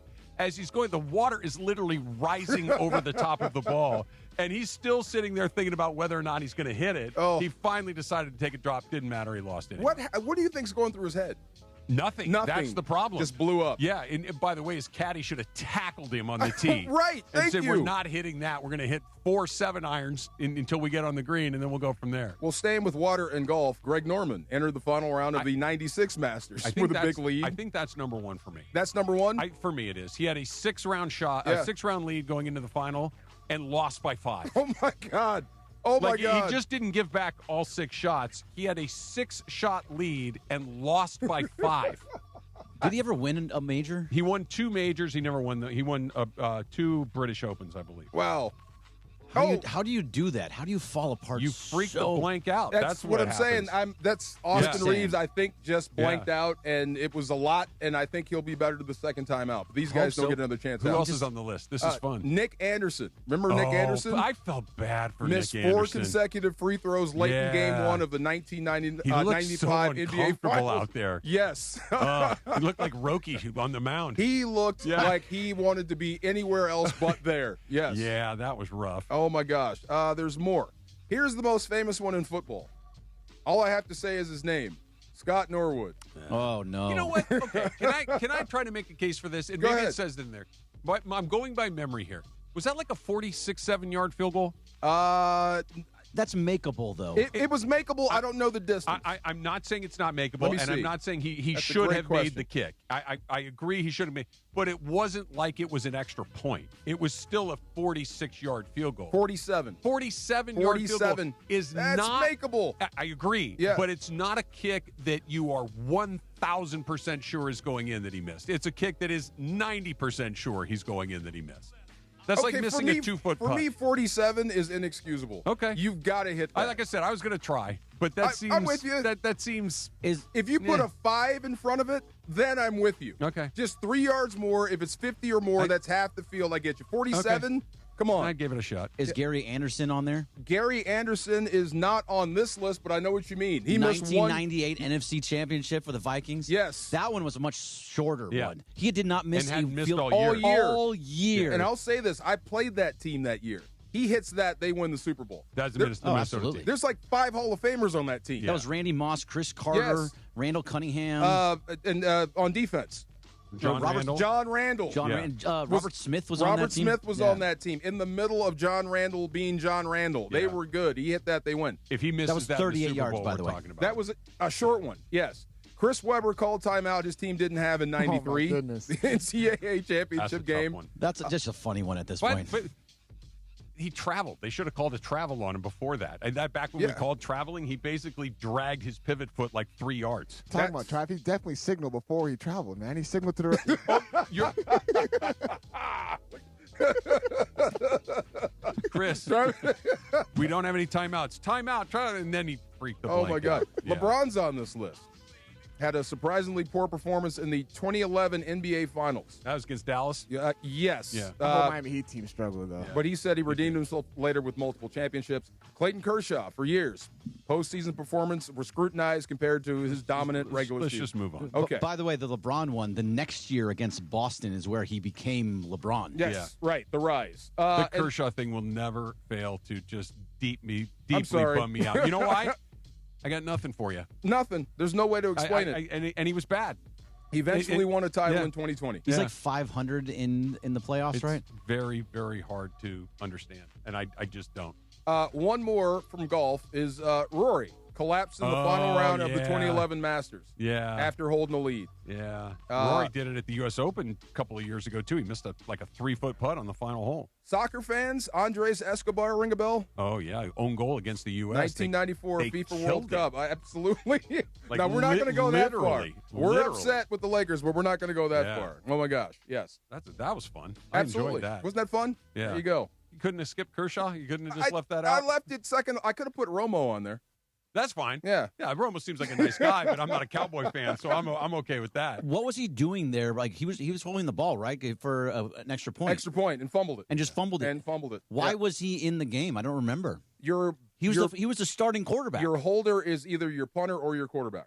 Yeah, but it's usually a backup quarterback. Back then, that there was a couple of guys that did it. Mm-hmm. Like, it wasn't common, but your quarterback, even if it wasn't your backup out there, and maybe the backup was hurt or something like that, he was out there for reasons. I forget what they were, but he had been doing it most of the year, I want to say. He was good at it. He just dropped it. He blew it. He choked. That's what it was. And now he blows it on the air every week when doing games. See, that's why I left him off right there. He takes enough heat. He's hit and miss. I wouldn't even call him hit. He's hit and I miss. was trying not to go there, Tony. He's hit and miss. Speaking of hit and miss, the Dodgers, little bit better today. They seem to get their bats going a little bit. I want to talk about Shohei last night, Shohei today, and whether or not one of their guys has a big, giant fork sticking out between his shoulder blades. It's coming up next. It's DeMarco and Travis, ESPN LA. Hey, D-Far here. Pechanga Resort Casino is giving away another house this spring. Another house. Think about that. What a blessed event this spring. You can have your chance to win a new multi-million-dollar fully furnished home in Orange County. Earn entries to win by using your Pechanga Rewards card when you play your favorite slot machines or table games, or by entering the social media Lucky Key contest. Then what you have to do is be at Pechanga every Saturday night through May 30th to activate your entries. 20 finalists compete in the grand finale drawing on May 30th. One lucky guest is going to turn the key to their brand new luxury home into a brand new life. You must be present to win, obviously. Must be 21 or older with valid ID to participate. And while you're at Pechanga, while you're there, check out all the other exciting happenings in Southern California's premier resort casino. Discover 24/7 gaming action, versatile dining option. Really versatile dining option. Festive entertainment, a full-service spa, amazing accommodations, and much, much more. This is your home away from home, your vacation spot, and it's right up there. It's right there. Head to Pechanga right now, just off I-15 in Temecula. Visit Pechanga.com or call this number, 888-PECHANGA, for reservations or more info. See you there. Coming up Thursday at 7 a.m. on the Sedano and Cap Morning Show. Well, we'll get you ready for Game 2. Will Cappy continue to defend Austin Reaves? Lakers Thunder Game 2 will get you set in the morning. Plus, there'll be no Sedano. No Sedano. When Dad is away, we're gonna play. Gregory Arthur Bergman, producer Lindsay Baseball, me, Morales, Cappy, and I believe some great guests, Geeter, Trudell, maybe Momo, and Dr. Clapper in the 9 a.m. hour. Don't miss it. LA's only local sports morning show, the Sedano and Cap Morning Show, 7 a.m. on Thursday on ESPN LA. Call Jacob. Hey, Cappy, listen, you get into an action, you call Jacob at 800-345-6789, and there's steps to this. Step 1, get safe. Yeah, step 2, get medical care. Step 3, document everything. Step 4, do not guess what you should say to insurance companies. No, and step 5, count on Jacob. Count on Jacob. Accident or injury, call Jacob and Ronnie. Call Jacob, 1-800-345-6789. Call Jacob. John Ireland here. You want a vodka that's championship caliber? Look for Blue Ice Vodka at Ralph's, America's largest potato vodka. Double gold rated, just 64 calories an ounce. Classic, Huckleberry, or double espresso. Blue Ice Vodka. Vodka with standards. Get in the zone, AutoZone. Welcome to Markdowns for Miles at AutoZone. Got any markdowns on brakes? We mark Duralast brake pads down to free. Free Duralast brake pads? When you buy 2 rotors. Can I get Duralast Gold pads for free? With 2 Duralast Gold rotors, and there's a lifetime warranty on brake pads. That's a huge markdown for so many miles. Save on brakes and more during Markdowns for Miles at AutoZone. Get in the zone, AutoZone. Restrictions apply. Less than 4 in 10 kids aged 6 through 12 are playing sports regularly. 4 in 10 kids? Let it sink in. Just 4 in 10 kids. ESPN is building a nationwide coalition powered by Disney called Take Back Sports, with the purpose of training more coaches, expanding access, and creating community-driven sports programming that puts kids and fun first. We're working on that story. We hope you'll join us. Visit takebacksports.org to learn more. This is the afternoon show with DeMarco and Travis. If I came in a tank top and dolphin shorts, you'd be like, what's up, dude? What's going on over there? DeMarco and Travis continue. I couldn't have been scareder. Is that a word? More scared? More scared. Back to the guys. Not to go over the entire thing again, DeAndre, but I got to tell you, I am deeply impressed with what you guys had on your table last night at Mastro's. Oh, I Deeply. I feel like they got everything right. The cocktail right, the sides right, the entree right. What did you have? You had a steak? I did have a steak, yes. What kind of steak? A 6-ounce filet. I hate you right now. At medium, by the way. Used to be a DeMarco wants a ribeye the size of the plate. You only get the ribeye.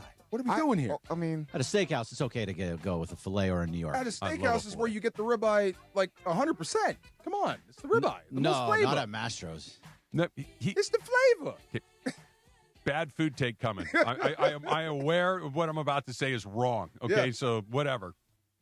I don't like ribeyes. I know. I know it's the cut with the most flavor. You're right. Yeah. I concede in your too much fat? Yes. Okay, I feel you. Yeah. There's a lot of fat. Yeah. So what? That's where the flavor's coming from. Come on. You're right. Yeah. I'm not arguing, but I just I want that a little leaner. If I'm going to get the New York, it's got the fat cap on the side. I can get through that. Okay, but that's like eating diet ice cream. Give me the fat. This is why I'm here. Now, how do you feel about a porterhouse? Too much. Yeah. No, if you share it.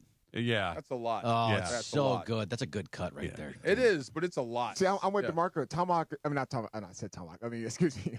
A New York strip is my go-to. Yeah. Oh, That's good. That's good. It's a little tougher. A little bit. It's a little gamier. Tougher. No, I like the flavor of it. It's a little harder to tear through a little bit. Come on. Now, here's what you do. You get the T-bone because it's both the strip and the fillet. It's just that the fillet's on one side, the T-bone's or the strips on the other side of the T-bone. You get them both. Okay. Yeah, if I'm at a nice place like a Mastro's, I definitely want to go fillet. Okay. Fillet, because that's the place to get one. You're not going to do it at home. I feel you. It's prepared by a chef. Right. I got you. Here's the other thing with the ribeye in particular and the New York. That's a lot of meat to process. The ribeye? And the New York. And the New York. Like a 6-ounce fillet, like DeAndre did, is the amount of meat that certain bodies can process without going into distress. I am there to And then you got to overeat. take in consideration of the sides as well, like as far as the scalloped potatoes and then also the cream corn. But just real quick, Masters is something really interesting that it's fairly new to me. Okay. So when they brought the plate out and they had the steak on there, the plate was really hot. Extremely hot. And when we threw the scalloped potatoes on the plate, you hear the sizzle like. Yeah. This is that's beautiful. the best. Yeah, that's how you know you're in the right spot. All the butter is just kind of like bouncing so off they a leave little their bit. plate in the oven at around 400 degrees. Yeah. Really interesting. You got a problem with it? No. Oh, I'm like, when that cheese bubbles up when it hits that plate all over again. Dude, I was prepared. I'm like, are you? This is good. This is all good. All good. Tyler Glasnow left today's Dodger game. Dodgers blew out Houston 12-2. Andy Paz hit 3 home runs. He had a great day. We'll talk about that game in a second. But the story of today, other than the fact that the Dodgers finally broke out offensively, Tyler Glasnow threw 1 inning, went out to go warm up to start his second inning, felt something in his low back. He left the game. Jack Dreyer came in. Dodgers pitched really well out of the bullpen. Thankfully, Ohtani went deep in the game yesterday, so they got an off day tomorrow. So they had plenty of guys to cover it. But I think Glasnow is the only guy in the Dodger rotation. When he called out the trainer, I just went, here we go. Not oh no, but rather, here we go again. Here we go again. I think I texted you, Travis, and said, again? Yeah, well, really, again? Were you surprised? No, not at all. But this is what he does. There's always a point in every single season that something tiny happens. Remember, he was in Philadelphia last year, and he couldn't get his foot right on the wet mound. And then so I can't pitch. This is just typical Tyler Glasnow. Look, I don't know what's going on in his back.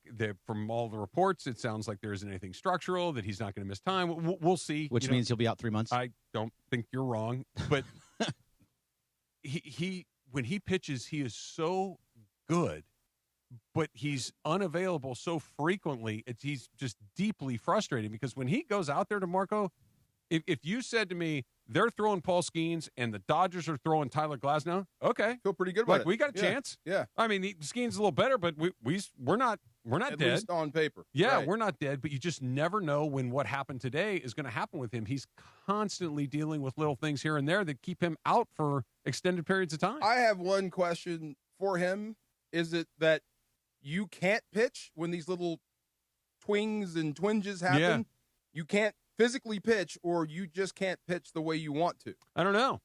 It's a good question. Because at some point, for the sake of the other arms, even if you're a little dinged, take your reps. What's crazy, like last year, he was terrific in the postseason. Great. Like just Great. absolutely lights out. He pitched out of the bullpen in Game 7. Like he was essential to them winning the World Series. And it's not anything other than, dude, we just want more of it.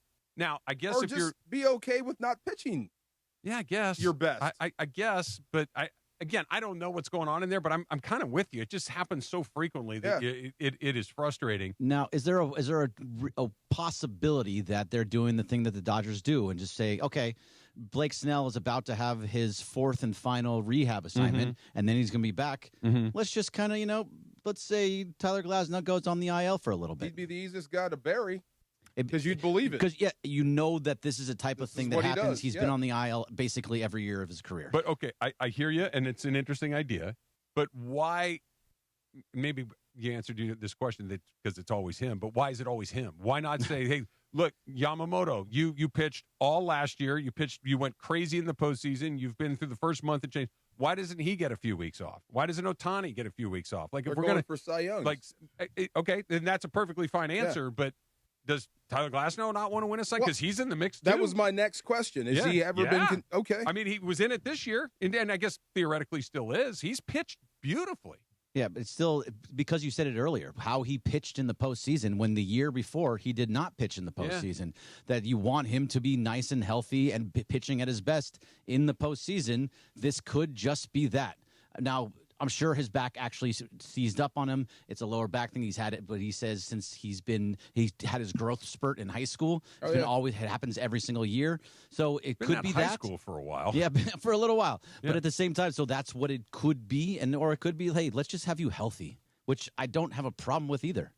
The only guy that I don't want to say was happy about this, I'm not going to say that, but they went, oh, all right, I guess, is Roki, because that means that he doesn't get sent to the minor leagues or the bullpen or something. It's like, there's my spot. Because when Snell was coming back, like Greg mentioned, something had to give. Yeah. Somebody had to go out. And this brings us back to the all-time baseball expression, which is these things tend to take care of themselves. It just did. Yeah, it just did. You're not saying they plan that for Roki. No, not for Roki. Oh, okay. I'm just saying that we've got 7 guys for 6 spots. Right. So you guy get the number 7 vacation. We can't send him down. Yeah. Oh, Glass, you got a back injury. Something like that. Because what would probably, maybe, I don't know if you'll agree with me or not, but what would have probably have happened was Emmett Sheehan would have gone down. Oh, I don't think they would have sent Roki down. As much as by looking at all the numbers and all the peripherals and everything that you can for Roki Sasaki, they do not want to put him in AAA. They just have no interest in it. I think you're right, but that would be a really tough thing to sell in the clubhouse. Yes, especially when everybody is pitching well around him. Yeah. Like when you're in first place, you kind of have. I'm not saying but that first place is almost not part of the equation. If I'm looking around, like, I want to win. I know we all want to be healthy at the end of the year, but let's use our best guys. Yes, like let's use our best guys, and these are the 6 best guys. He's number 7. Number 7, we only got 6 spots. Number 7, you got to go, man. Right. When it's time for when one of the 6 drops, you're the first call. But to go 1, 2, 3, 4, 5, 7 is like, what are we doing? Yeah, that sends the wrong message. It does, and I hear absolutely what you're saying. But Emmett Sheehan has been someone that his velocity since even in spring training has consistently dropped further and further down. So he's a guy that if he goes to AAA, he could figure out his mechanics to try to get his velocity back up.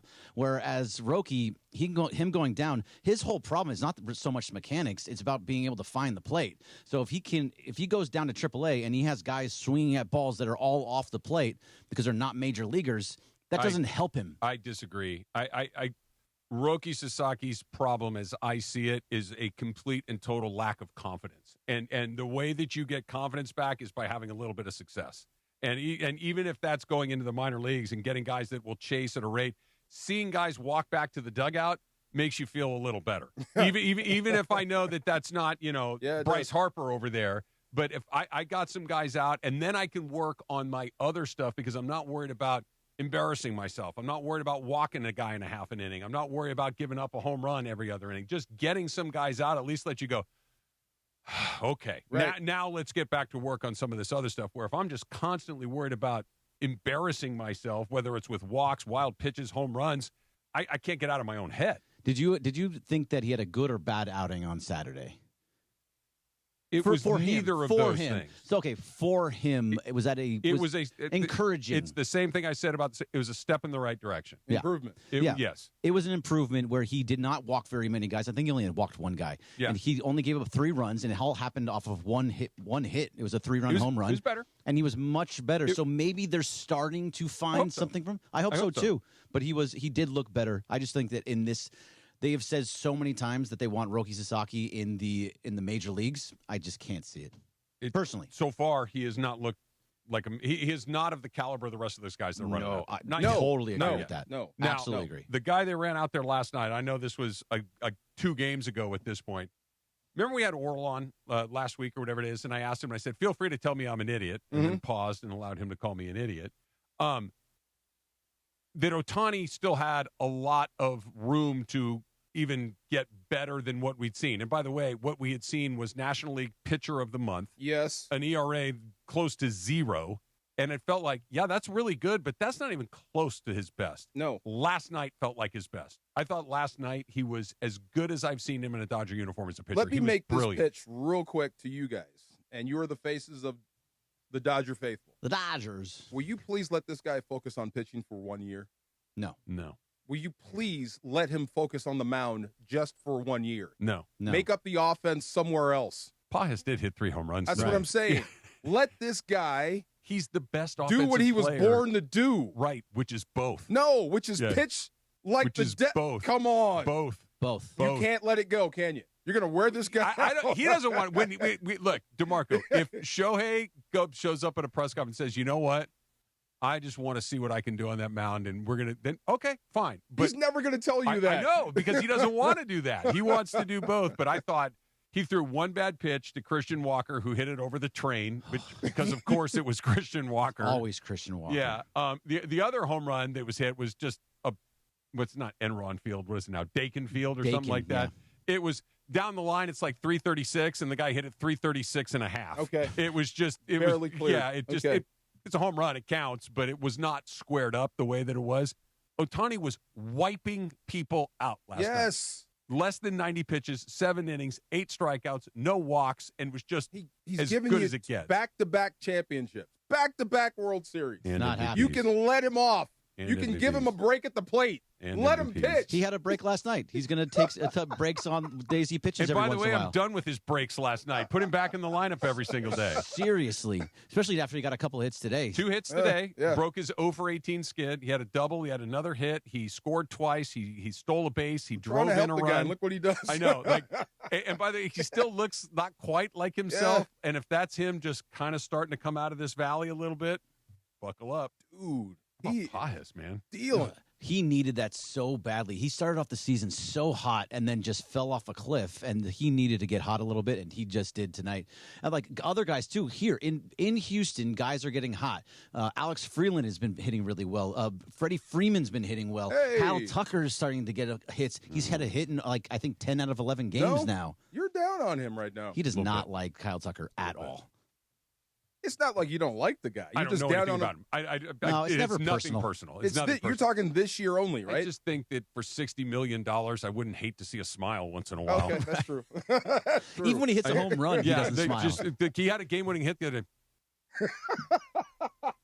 And I'm projecting. I got you. I'm projecting. Look, he wore an Astro uniform. I have a hard time with any of those guys. It seems for the like most he's part. not having fun. He never looks like he's having fun. You should be having fun and be happy you're a Dodger. Do you know how rare it would be for me to be in a bad mood if you were paying me $60 million to do something? I got you. Yeah. Never. Demeanor doesn't bother me, just your performance. And his That's all I performance need. has been spotty, below average. It's coming. Yeah, I think so too. Yeah. He won't be this year's Conforto. No. Yeah. No. He's already better than Conforto ever was on this team. You guys in Conforto, man. That's him. That was me. I could could not stand him last year. But by the way, I have another Radio Michael fan has another one, a guy that failed. Game 5, Aaron Judge. Ooh, that's one. Okay. That's a true. large one. That's true. Yeah. God, I watch it so often. Do you it comes really? up on my TikTok all the time, and I watch the entire inning every single time. Me too. I have You're to. watching the worst moment of a guy's life over and over There again. are two things that when they show up, three things, when they show up in my Instagram algorithm or whatever, that I'm going to watch it from beginning to end every time. And sometimes it's edited and it's tight, and sometimes it's just long and they let it play. I watch the long, too. The Kirk Gibson home run. Oh, yeah? I'm watching all of that. It was 40-plus years ago. I'm going to watch that. I'm going to watch Freddie going deep in Game 1 against the Yankees, and that the top of the 5th inning in Game 5. I'm going to watch that too forever. Yeah. How about from the 9th inning on for last year versus Toronto? I watched it over and over and over again. Did you listen to Paston's podcast with Schneider and Roberts? It was fantastic. There were 30 things in that game that I had completely forgotten about. There was a lot going on. They were incredibly important, and I'm like, oh, my God, that happened in that game, too? Oh, yeah. Like, it's so many things happened in there. Yeah, that's on the list, too. Yeah, I have to watch it every single time. I actually, one that came up last night that I watched as much as I could was the 2020 World Series against Tampa Bay. I haven't watched that in a long time. Yeah, I saw like, ooh, 2020. I'm going to watch this. By the way, since you brought it up, thank you again, Kevin Cash, for taking Blake Snell out of the game. Thank you, Austin Barnes. The only thing you did well. Yeah, that was if they let Snell go, I know Walker Buehler was ready to pitch Game 7, which the Dodgers probably win anyway, but taking a guy who had just wiped out Mookie all night long, wiped out everybody basically all night long, it's like, yeah, we'll take him out. Thank God, because no matter what comes out of that bullpen is not going to be quite like that. Let's talk a little bit about Lakers Talk Daily, because you can always use more Laker talk in your life. Join DeAndre Hawkins, Young D, on Lakers Talk Daily every weekday morning. That's at 11 a.m. on the ESPN LA YouTube channel. You get in-depth breakdowns of what the Lakers are doing well and what they need to do to get back in the series against the Thunder. 11 a.m. on the ESPN LA YouTube channel. Your home of Lakers basketball, ESPN LA. And speaking of I'm not D, listening to that podcast. No, you're fillets good. there. Yeah. I want ribeye. Wow. We'll go eat fillets together. And then we're going to work on your martini because you don't like olives, but we're going to get that squared away. And he's going to get us squared away on the rest of the NBA playoffs. That's coming up next. It's DeMarco and Travis, ESPN LA. Mason and Ireland, the OGs of LA sports talk. If this were to go down, it would be the biggest NBA playoff upset in history. This OKC team is one of the great teams we've seen recently, defending champions. It would be just stunning to see the Lakers win this, and it would be the greatest upset in NBA playoff history, and I don't think that's hyperbole. Mason and Ireland, weekdays at noon on 710 ESPN, the ESPN LA app, and on YouTube. Hey guys, it's Sedano. Look, Mother's Day's coming up, and trust me, don't wait until the last minute on this one. Just recently, I took my wife to Burke Williams Day Spa, and honestly, it was exactly what we needed. She loved it. I loved it. It was one of those, why don't we do this more often moments? And right now, Burke Williams has special offers on Mother's Day spa packages across their 9 Southern California locations. Massages, facials, full-on spa days. Visit BurkeWilliams.com and take care of Mom. Burke Williams, ESPN LA's official recovery partner. Prizes, flyaways, even cash money. You want it? We've got it. Find a list of all contests and official rules by visiting ESPNLAcontests.com. That's ESPNLAcontests.com. Hey everybody, it's Cap. I'm here with Angie from Angelica's Insurance. Every team needs a strong defense, and when it comes to protecting what matters most, they've got you covered. That's right. From auto and home to renters, business, and life insurance, we built a game plan tailored just for you. And if life throws a penalty your way, like a DUI, for example, we got you. We specialize in DUIs, SR22 coverage, getting you back on the road fast and affordably. Visit angelicas-ins.com or call 1-888-717-0773 for your free quote today. Individuals and businesses with tax problems, listen carefully. Do you feel like you're losing control of your finances? If you owe over $10,000 in back taxes or have unfiled tax returns, we can help you take back control. The IRS is the largest and most aggressive collection agency in the world, and they can seize your bank accounts, garnish your paycheck, close your business, and file criminal charges. Take control of your tax problem now by calling the experts at U.S. Tax Shield and take advantage of the Fresh Start program and new laws that may allow us to negotiate a settlement for the lowest amount possible. Our team of tax attorneys and enrolled agents can stop collections and get you protected so you can take control of your financial future. U.S. Tax Shield offers a price protection guaranteed quote to get you protected today. U.S. Tax Shield is A+ rated with the Better Business Bureau, so call now. 800-687-5192. That's 800-687-5192. U.S. Tax Shield. 800-687-5192. You're listening to the DeMarco and Travis Afternoon Show on 710. By the way, DeMarco, I see you rocking that quarter zip today, man. Am I Those making a gross, statement with this thing? Yes. It's DeMarco Farr and Travis Rogers. It's a quarter zip. We've had these forever. You and I have been wearing these for 30 years. Back to DeMarco and Travis. DeAndre and I continued to talk about our preference for the filet while you left the room. I feel you. I get the filet, you know. It's 10 o'clock at night, to be fair. Yes, which means nothing to me. You're supposed to go to a steakhouse late, number one. Number two, you're supposed to overeat. That's the point. You're not there to watch your diet. You're there to blow it out. Let's go. Trust me. Get the 8-ounce, man. Trust me. When I go with it, I will get a ribeye. I will get all that good stuff. If you're not going home draped in regret, you're not doing it right. You know what I mean? You need the meat sweats all night. Do you know how much I want to argue with you? But you're so like, if you go to a place like that, and because it's so delicious. Yes. And there's so many different things that are good. Like, if you don't walk out of there going, I've made a huge mistake. Yes. You've done it wrong. Excuse me, don't throw away the gristle. I'll eat it. There's nothing on that plate but fat and grizzle. Right. I'll eat it. All right, D, what do we need to know about the rest of the playoffs? Okay, look, man. This series against the New York Knicks and the Philadelphia 76ers is going to be interesting because Joel Embiid is out once again. The Tyler Glasnow of the NBA? Yeah, pretty much, man. Flower. Yeah. And it sucks so because when he returned in that series against the Boston Celtics, let me tell you something. The Celtics had no answer for Joel Embiid. So it's looking like right now, the Sixers are up right now 25-22. So we'll see how that series goes. It's going to be Paul George. It's going to be Tyrese Maxey. So we'll see what they can do. But I really want to focus on the Timberwolves and the San Antonio Spurs because that is an interesting series only because the Timberwolves did something different that I have seen as far as how teams approach Wemby. And we understand his ability to shot block and his ability to change the trajectory of shots. The Timberwolves went smaller. They took Gobert out of the game, which allowed Wemby to be in the perimeter a lot more. So if he had to rotate, it took him a while to get there. And the Timberwolves made an adjustment as far as they actually will set a screen on Wemby.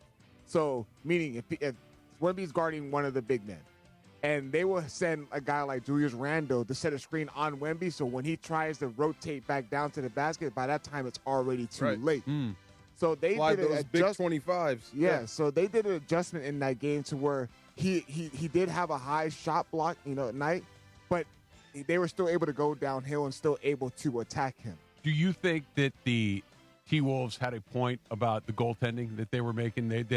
They were kind of bitching about, like, look, we know he blocks a lot of shots, but a lot of those blocks were actually goaltends. Every time I see him take one out of the air, I'm like, that's a goaltend. There were certain ones on layups where, Julius Randle had one that it hit the backboard first, and then Wemby comes down because the ball's on his way down. Right. There's some that was a goaltend. It's just hard because the way he blocks them. It's very, It's so... sounds stupid and obvious, but he's so high in the air that it's hard to figure out what's going on. Like those, not that there aren't other guys that play above the rim, but that's like a totally different thing. And I do believe that the Timberwolves, the fact that they stole game one in San Antonio and Anthony Edwards was coming off of the bench he came off the bench and the Timberwolves still found a way. Chris Finch is doing a good job. He's making the right adjustments. Anthony Edwards had 11 points in that fourth quarter for the T-Wolves. And I'm telling you right now, if they get the same level of production out of their guys from the Minnesota Timberwolves side, and Anthony Edwards is continue to play like this and has a fourth quarter performance like that, they could potentially win that series against the Spurs. Every now and then, I just keep thinking that he might be the best player in the NBA. Edwards? Yes. Just his skill set and what he can do. Yeah. And how he does it. I think he's a couple of bad off seasons away from being the face of the league. You know what I mean? If he didn't have, I guess, some stuff that you could point to and say, we don't want to pub that. But the way he plays and how he plays on both ends is unreal. Yes, I agree with that. The only thing that I would push back on is he's got to at least go to the finals. He's got to at least go to the finals and ultimately eventually win one, because if your ceiling is the conference finals, then we got to pump the brakes a little bit, because and this is a totally different tier of player that we're talking about, but it's kind of similar to what we're talking about with Austin Reaves. Like, yes, we're not saying you got to go win the title by yourself, but you got to at least kind of put yourself in a position where you're virtually undeniable. Like with Reaves, it has to be like, listen, man, we're not saying you got to go beat OKC by yourself, but 3 of 16 and getting killed down here like that, we can't do sell that. Yeah. And if you're getting knocked out in the conference finals every year, even if it's not your fault necessarily, it's like we're going to stick with Wemby. We're going to stick with SGA and Jokic and these other guys. And, you know, we'll start to say that about Wemby if they don't eventually get to the finals too, because you got to at least pop into the finals. Maybe not win it, but you at least got to get into it once or twice for us to be on that level. If he gets knocked out this year, it wouldn't be a shock. No, and again, that's what I mean. It's not a shock. I'm with you, but disappointment. If you're going to be the face of the league, you can't be out in the semifinal or in the conference finals. You can't be home while there's still basketball. It's funny because you know, we always go back to the Lakers, and everyone goes back to as far as like when they trade away the baby Lakers, but they were able to get LeBron and they would get Anthony Davis, and everyone likes to go back to that time as far as the decision making heading after that, as far as the 2021 roster and all that stuff. The Timberwolves got a guy that the Lakers drafted, and Jaden McDaniels. And I always go back and I watch how he plays and what he did alone with Anthony Edwards off the basketball court, just his defense and his ability now to actually create his own shot. I always wonder, like, the Lakers, they really could have used him at this point of how this team is constructed. They could use a lot of things. Do you remember why Jaden McDaniels was let go? He was drafted. So when the Lakers selected him, I believe it was in it was for someone else, though, to try to get Dennis Schroeder. Okay. What a problem. It was on that day of draft day where they were trying to acquire. I do like Schroeder. I like Schroeder. Yeah, I can see why you do that. Hey, Schroeder's badass. Yeah. Do you think that the Spurs, DeAndre, that the Spurs are just a year too early? Like, they're still so young, and they're going up against a Timberwolves team that has been to the conference finals a couple times, I think twice, right? I don't think that the Spurs are a year too early, only because they showed some signs as far as, like, how they kept their composure. There was 2 games in that Portland Trailblazers series where they were down by double digits. And a team like that, where they're young and inexperienced, they normally tend to fold over. They did not in that series, and they're able to respond in the right way. I do feel like they're going to bounce back. I do feel like Wemby's going to make an adjustment, and they're going to win tonight. But I don't think they're a year or two away, because the way their roster is, they're just as deep as Oklahoma City. There's no drop-off between their starting core and their bench unit. Yeah, I don't know if they're early. I think that the obstacle that they're going to run into is Oklahoma OKC. City might just be better. And I know that San Antonio's beat them this year. Like 4 out of 5. Right. So they maybe they have the secret sauce to do that, but OKC, what did they give you yesterday? A B level performance? And lower than that. Yeah, B minus and C plus, something like that. How many turnovers did SGA have? 7. Yeah, 7. That was your best chance to beat them. Lost by, 19? And you lost by 19. Yeah. That was your best chance to beat OKC, and you lost by 19. But I don't think that would be the case with San Antonio. You turn it over 7 times against them, Wemby's beating you. 18. I misspoke. I did bad math. They lost by 18, not 19. 18 points. Excuse me. Yeah, the Lakers had 18 never good turnovers, at subtraction. right? Yes, I believe they did. Yeah. 17. I don't know. So many bad numbers, DeMarco. They're all hard to keep kind of straight in your head. Here's what I know. I do know 3 for 16. I do know that. Yes, 18%. Yeah, that was not very good. Trudell is going to join us coming up at 5 o'clock, so we'll ask him about what he got to see up close and personal. That's coming up at 5. Ask him the ribeye question. We'll ask him about the ribeyes, too. Top athletes, big moments, all on one night. We're talking about the OC Sports Awards, hosted by yours truly. I will be hosting on June 18th at Angel Stadium. Celebrate greatness and be part of one of Orange County's premier sports nights. Get your tickets now at theocsportsawards.org. A little tip or no tip coming up next. It's DeMarco and Trav, ESPN LA. Mornings in LA start with Sedano and Cap. You have the heart of LeBron, who has been there and done it, and these kids in the Oklahoma City locker room had posters of him up on their walls when they were kids. Weekdays starting at 7 a.m. on ESPN LA. But they're an army. They're not 3 or 4 guys. No, there's a lot of guys. It's almost like... Although they are missing Jalen Williams, is pretty important. But still, though, doesn't it feel like it's like LeBron is that one guy, all those movies where, like, guys are outnumbered. He's like Jon Snow against the, what were they? White Walkers. Right. Yeah. So, like, it's one guy with a sword, you know? And then there's, like, 5,000 dudes running at him, and they're all on horses, and they've got great equipment, you know? And they've got the numbers, and there's just one guy standing there with a sword. He got to take on that entire army by himself. Yeah. That's LeBron against Oklahoma City. Yeah. The Morning Show with Sedano and Cap. Weekdays starting at 7 a.m. on ESPN Los Angeles. Hey, it's Ireland. Count the ER visits. Count the missed work. Count the follow-up scans. Count the rehab. Now, count on Jacob. 800-345-6789. Call Jacob. Hey guys, it's Sedano. Next time you're at my home away from home, LAX, look up. You'll see the future of travel in action. It's the all-electric Skylink train. It's now testing, and trust me, this is a game changer.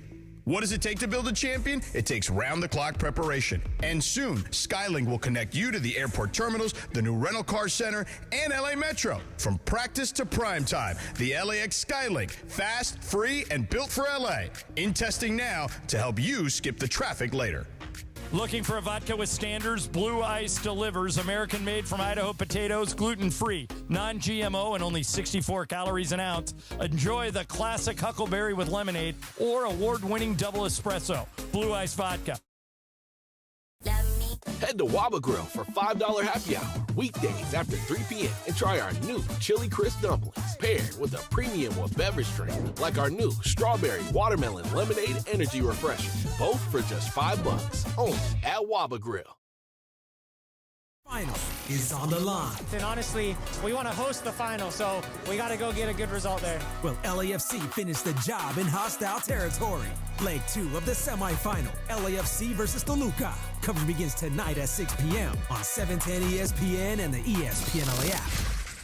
Individuals and businesses with tax problems, listen carefully. Do you feel like you're losing control of your finances? If you owe over $10,000 in back taxes or have unfiled tax returns, we can help you take back control. The IRS is the largest and most aggressive collection agency in the world, and they can seize your bank accounts, garnish your paycheck, close your business, and file criminal charges. Take control of your tax problem now by calling the experts at U.S. Tax Shield and take advantage of the Fresh Start program and new laws that may allow us to negotiate a settlement for the lowest amount possible. Our team of tax attorneys and enrolled agents can stop collections and get you protected so you can take control of your financial future. U.S. Tax Shield offers a price protection guaranteed quote to get you protected today. U.S. Tax Shield is A+ rated with the Better Business Bureau, so call now. 800-687-5192. That's 800-687-5192. U.S. Tax Shield. 800-687-5192.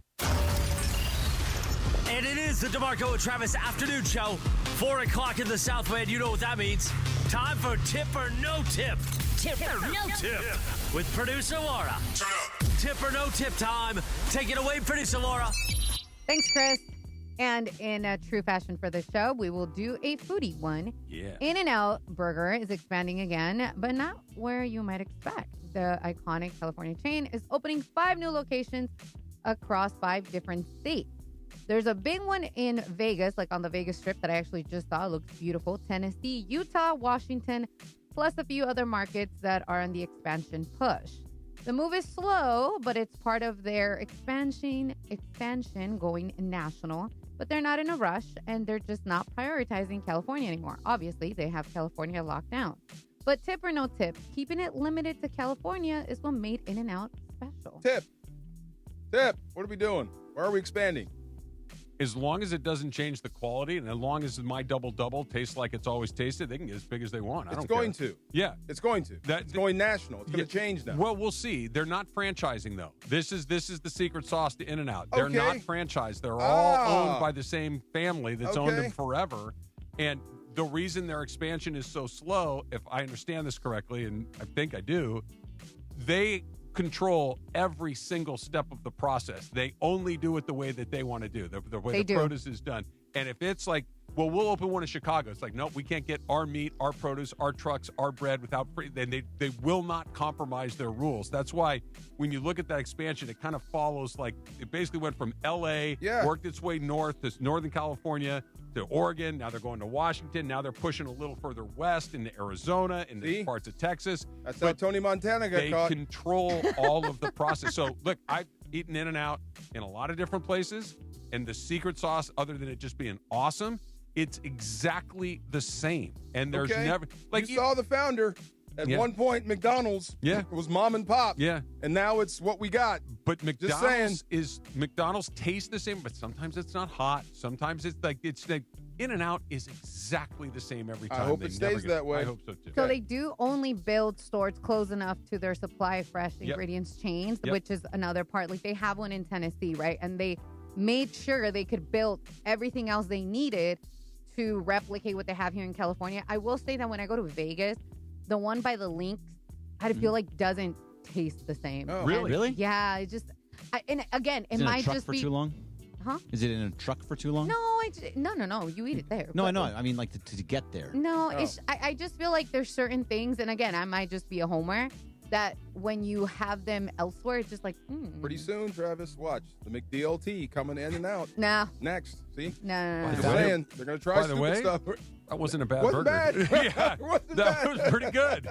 The hot side hot and the cool side cool. Cool idea. Yeah. By the way, The Founder was a pretty good movie. I enjoyed that. Right. Yes. Michael Keaton, right? Yeah, Michael Keaton. Yeah. Remember the first McDonald's, right? How it looked? Yeah. Everything had to be perfectly exactly the same. And see where the we are same now, amount right? of like salt, like 3 pickles, no more than 3 pickles on everything. San Bernardino, right? It was in San Bernardino, not Riverside. It was San Bernardino, I believe. Maybe. Yeah, it was San Bernardino, that's right. Yeah. Yeah. I was like, listen, the Founder was great, but it pissed me off.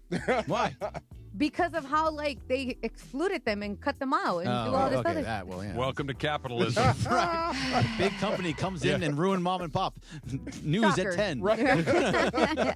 All right. Well, I actually showed this to Reaves, and he was really excited.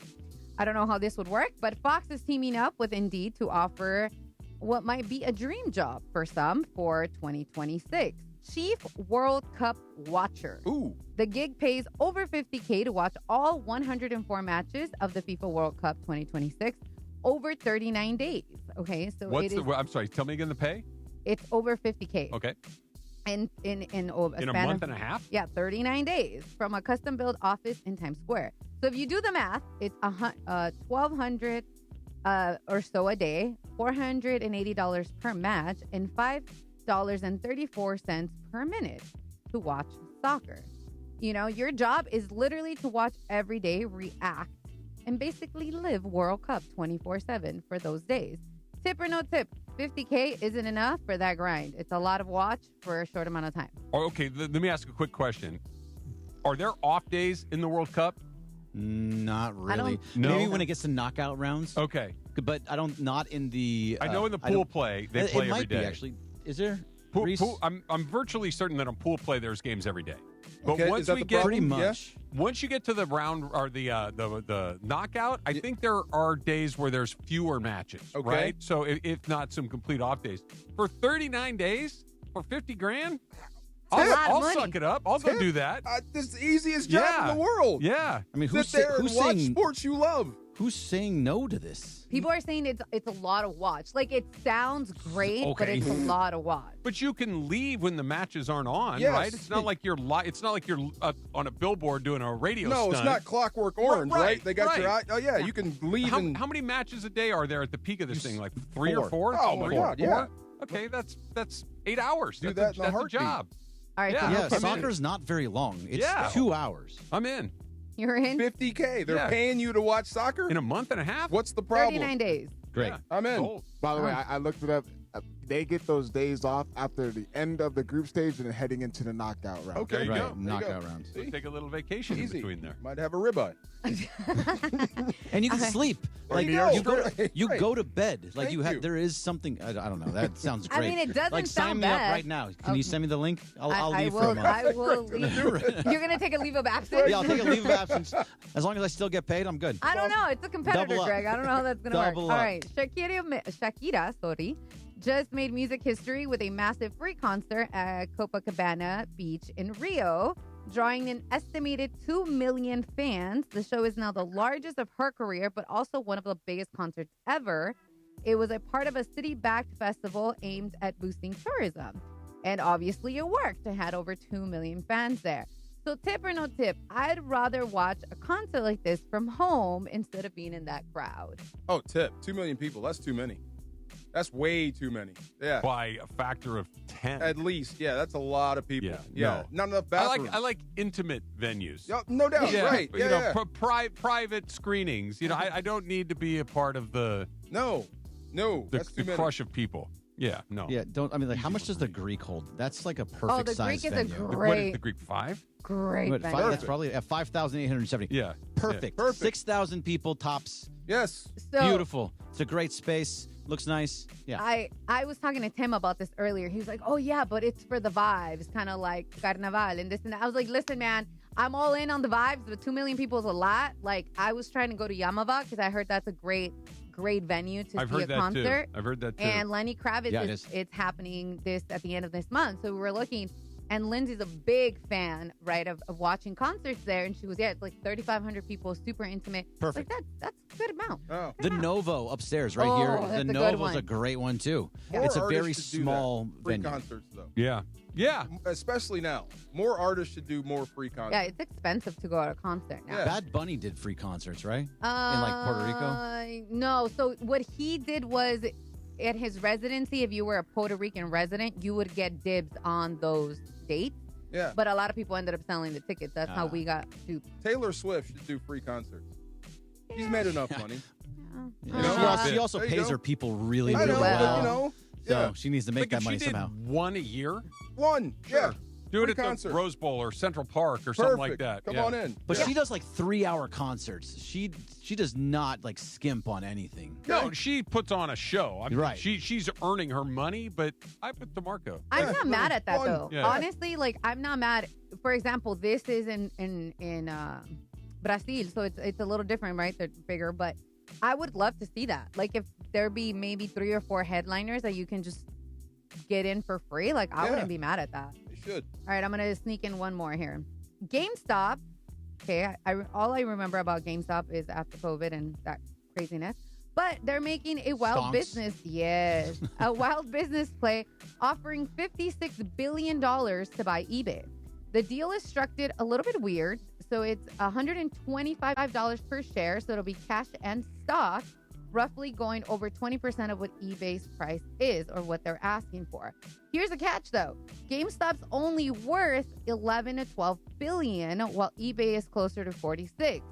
So the math ain't mathing, but according to GameStop, they say they have a 20 billion in potential financing and already owns about 5% of eBay. And the goal here is to turn the combined company into a real competitor to Amazon. So tip or no tip, there's no way this deal is actually happening. I got to go tip there. I don't think they have enough money. And you want to take over Amazon? They want to be a competitor to Amazon. Good luck. No, I don't think that's happening. Better chance starting a rival football league and taking down Right, the NFL. right. Good luck. Yeah, no, Those work. No, I don't understand. Look, there's a reason I do this for a living. Okay, and one of those reasons is that the second I hear valuations and price and stock and mergers and acquisitions, I just glaze over. think of a baseball? I'm so dumb when it comes to that stuff. I have no earthly idea if they can or they can't. Having a competition's always good, right? Right. But I don't like GameStop is the one that's going to take on Amazon. That seems unlikely. The Well, only real Game thing I and know, eBay. yeah, the only real thing I know about GameStop is because of that whole thing. Yeah. Like they came out of nowhere where they were just you buy a couple games. No way they had a bunch of money, but that was all kind of like a scam too. Mm-hmm. Like what they were doing was a very scammy thing. So why would you trust that company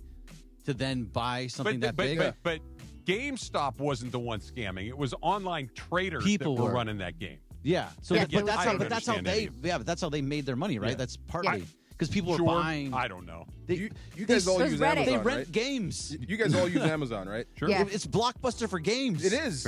What would it take for you to use something else? Cheaper. Cheaper? And as easy. Yeah, Okay, Amazon the as easy part's going to be hard. Do you want what I'm saying? Right. Once they've Temu? got in there, it's like that's a wrap. I need whatever I need. It shows up on my doorstep in a few hours. Yes. Or at worst the next day. Or break. It's home. Like, why would I go? And look, I Yeah. understand there's some stuff. Yeah. But I need more toilet paper. There's and a lot of stuff, and but they'll it's bring hard, it to me Trav. tomorrow. Say that again. There's a lot of stuff, but it is hard because I use it. Yeah. And you said something about online gambling and how your kids, they just do it because they don't see the money exchange. With Amazon, is very similar. You don't see it being deducted. You don't pay up at the store. It's just Click. Right. It's on my Yeah. door. It's there. Click, it's Right. on my door. No, it happens fast. But It really does. Yes. Somebody will get them. We won't be around to see it, but Have you ever somebody will get them. Have you ever been to an Amazon Fresh where you walk in and Yes. you That just is walk the weirdest out? thing ever. It's so odd. Yes, I feel strange. You're doing just that. grabbing things I feel and, like I and you're stole gone. stuff. Yeah, you're not actually paying. Right. I'm It is. looking around. Yeah, it's It's weird. Yeah. we're all in deep Let's see. trouble. Stop. Yeah. There we go again. Yeah. You just Back to fucking- sports. Yep, we got you. They're probably retinal scanning you as you walk out of there. Of course. Who knows? It's a lot. Mike Trudell is going to join us from OKC, get us hopefully in a little better headspace heading into Game 2. We'll talk about Austin Reaves. We'll talk about what's coming up. Straight ahead, DeMarco and Travis, ESPN LA. Hi, this is Sean McVay of your LA Rams. The Rams play here. KSPN, Los Angeles. 710 ESPN. A good karma brands radio station. Coming up Thursday at 7 a.m. on the Sedano and Cap Morning Show. Well, we'll get you ready for Game 2. Will Cappy continue to defend Austin Reaves? Lakers Thunder Game 2 will get you set in the morning. Plus, there'll be no Sedano. No Sedano. When Dad is away, we're gonna play. Gregory Arthur Bergman, producer Lindsay Baseball, me, Morales, Cappy, and I believe some great guests, Geeter, Trudell, maybe Momo, and Dr. Clapper in the 9 a.m. hour. Don't miss it. LA's only local sports morning show, the Sedano and Cap Morning Show, 7 a.m. on Thursday on ESPN LA. Hey, Rams fans. It's your quarterback, Matthew Stafford here. The Rams and United Way of Greater Los Angeles are excited to bring Walk United LA to SoFi Stadium this year on Saturday, May 9th. Join me and my family for the 5K walk run and help support our Los Angeles community. Registration is now open at walkunitedla.org, where you can sign up for Team Rams and learn more. Our team is only as strong as our city, and this walk is about uplifting all Angelinos in need. I can't wait to see y'all at the Rams house on May 9th. Hey guys, the regular season is wrapped and the NBA playoffs are finally here, and there's no better way to cash in on the high-flying hoops action than PrizePicks, a preferred partner of the NBA. Every bucket, every dime, and every win means more when you're playing on PrizePicks. So don't pass up your next shot with PrizePicks and get $50 instantly in lineups when you play your first $5. And right now, it's the Do It Live 2026 NBA Finals Sweepstakes. Pick live squares during NBA playoff games, and you can win a trip for two to the NBA Finals. To enter, you just make a $5 lineup with at least one live NBA player pick during any part of the 2026 NBA playoffs. Live player picks are picks made after a game is already in progress. So do this. Download the PrizePicks app today and use the code CAPPY, K-A-P-P-Y, to get $50 in lineups after you play your first $5 lineup. That's code CAPPY, K-A-P-P-Y, to get $50 in lineups after you play your first $5 lineup. PrizePicks, a preferred partner of the NBA. Mason in Ireland. Yeah, I've got some mid celebrities in my neighborhood. Super mid. The guy who wrote Dune? Are you the guy that wrote Dune? Are the OGs of LA Sports Radio. Are you saying they're mid celebrities? Middle like they're tier, not the not middle. So how you're using it is an insult. Really? To them, Why? like, oh, you're a mid celebrity. So- You're a mid broadcaster. Like, You'd be like, what? So here's how we're using it. I would say Kyle Pitts is mid. Yeah, Oh, exactly. okay. Kyle So Pitts is that's mid. mid. Exactly. I Right. think cream cheese and Nilla wafers is hella mid. So you should say Hella mid? Hella mid. Emphasize the mid. Like super Hella mid. Super I thought mid was like just so-so. No, mid is hating on bad. you. Mid is bad. So-so is like, it's cool. I call everything mid. Nah, it's cool is so-so. It's cool. It's cool. Cool. Cool. No, not with an L. Cool. C-O-O. Oh, Nice. Cool. Mason and Ireland, weekdays at noon on 710 ESPN, the all-new ESPN LA app, and live on YouTube. It's DeMarco Farr and Travis Rogers. You sleep naked? I do. Completely unencumbered. He likes to be free. Put him in the box. Afternoons with DeMarco and Travis rolls on. So if you and I are on the road and we get caught in the same motel and we got to share a room, Yeah. you can't sleep unless you're naked. I would prefer to be unencumbered. Back to the guys. Damn right. That time of year, too. The weather's perfect.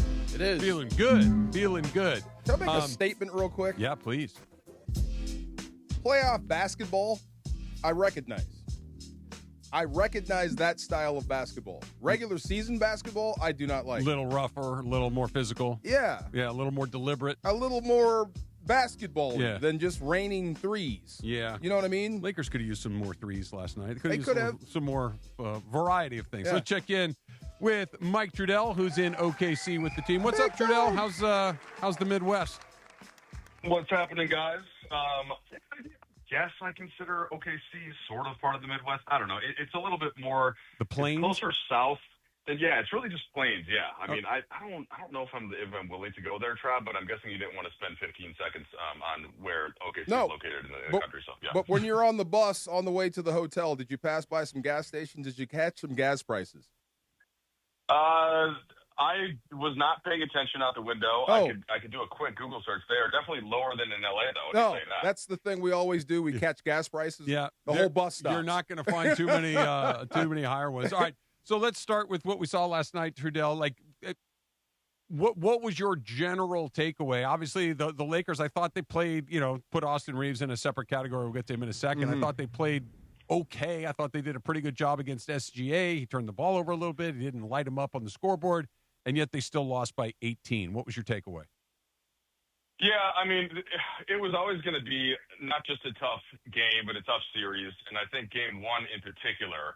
So, like, OKC had a little bit of rust early, and I think that the Lakers were a little bit more on it in terms of what they wanted to do and, like, where they wanted to get the ball. But as OKC grew into the game and as their defense grew and as they figured out a little bit where the Lakers were pressuring them on both sides of the court, I thought that's when they started to pull away. And that shouldn't be a surprise. It doesn't mean the Lakers played poorly necessarily.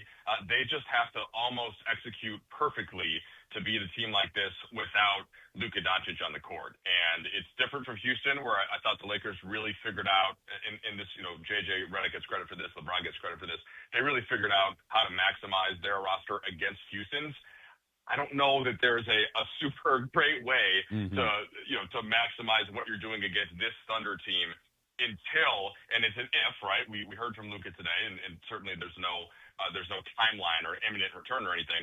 But without him out there, it's very suffocating to get to the bucket and to score points. We knew that was going to happen, and that was the case in game one. I heard your post game with JJ, and I heard theirs too. And LeBron was talking about adjustments.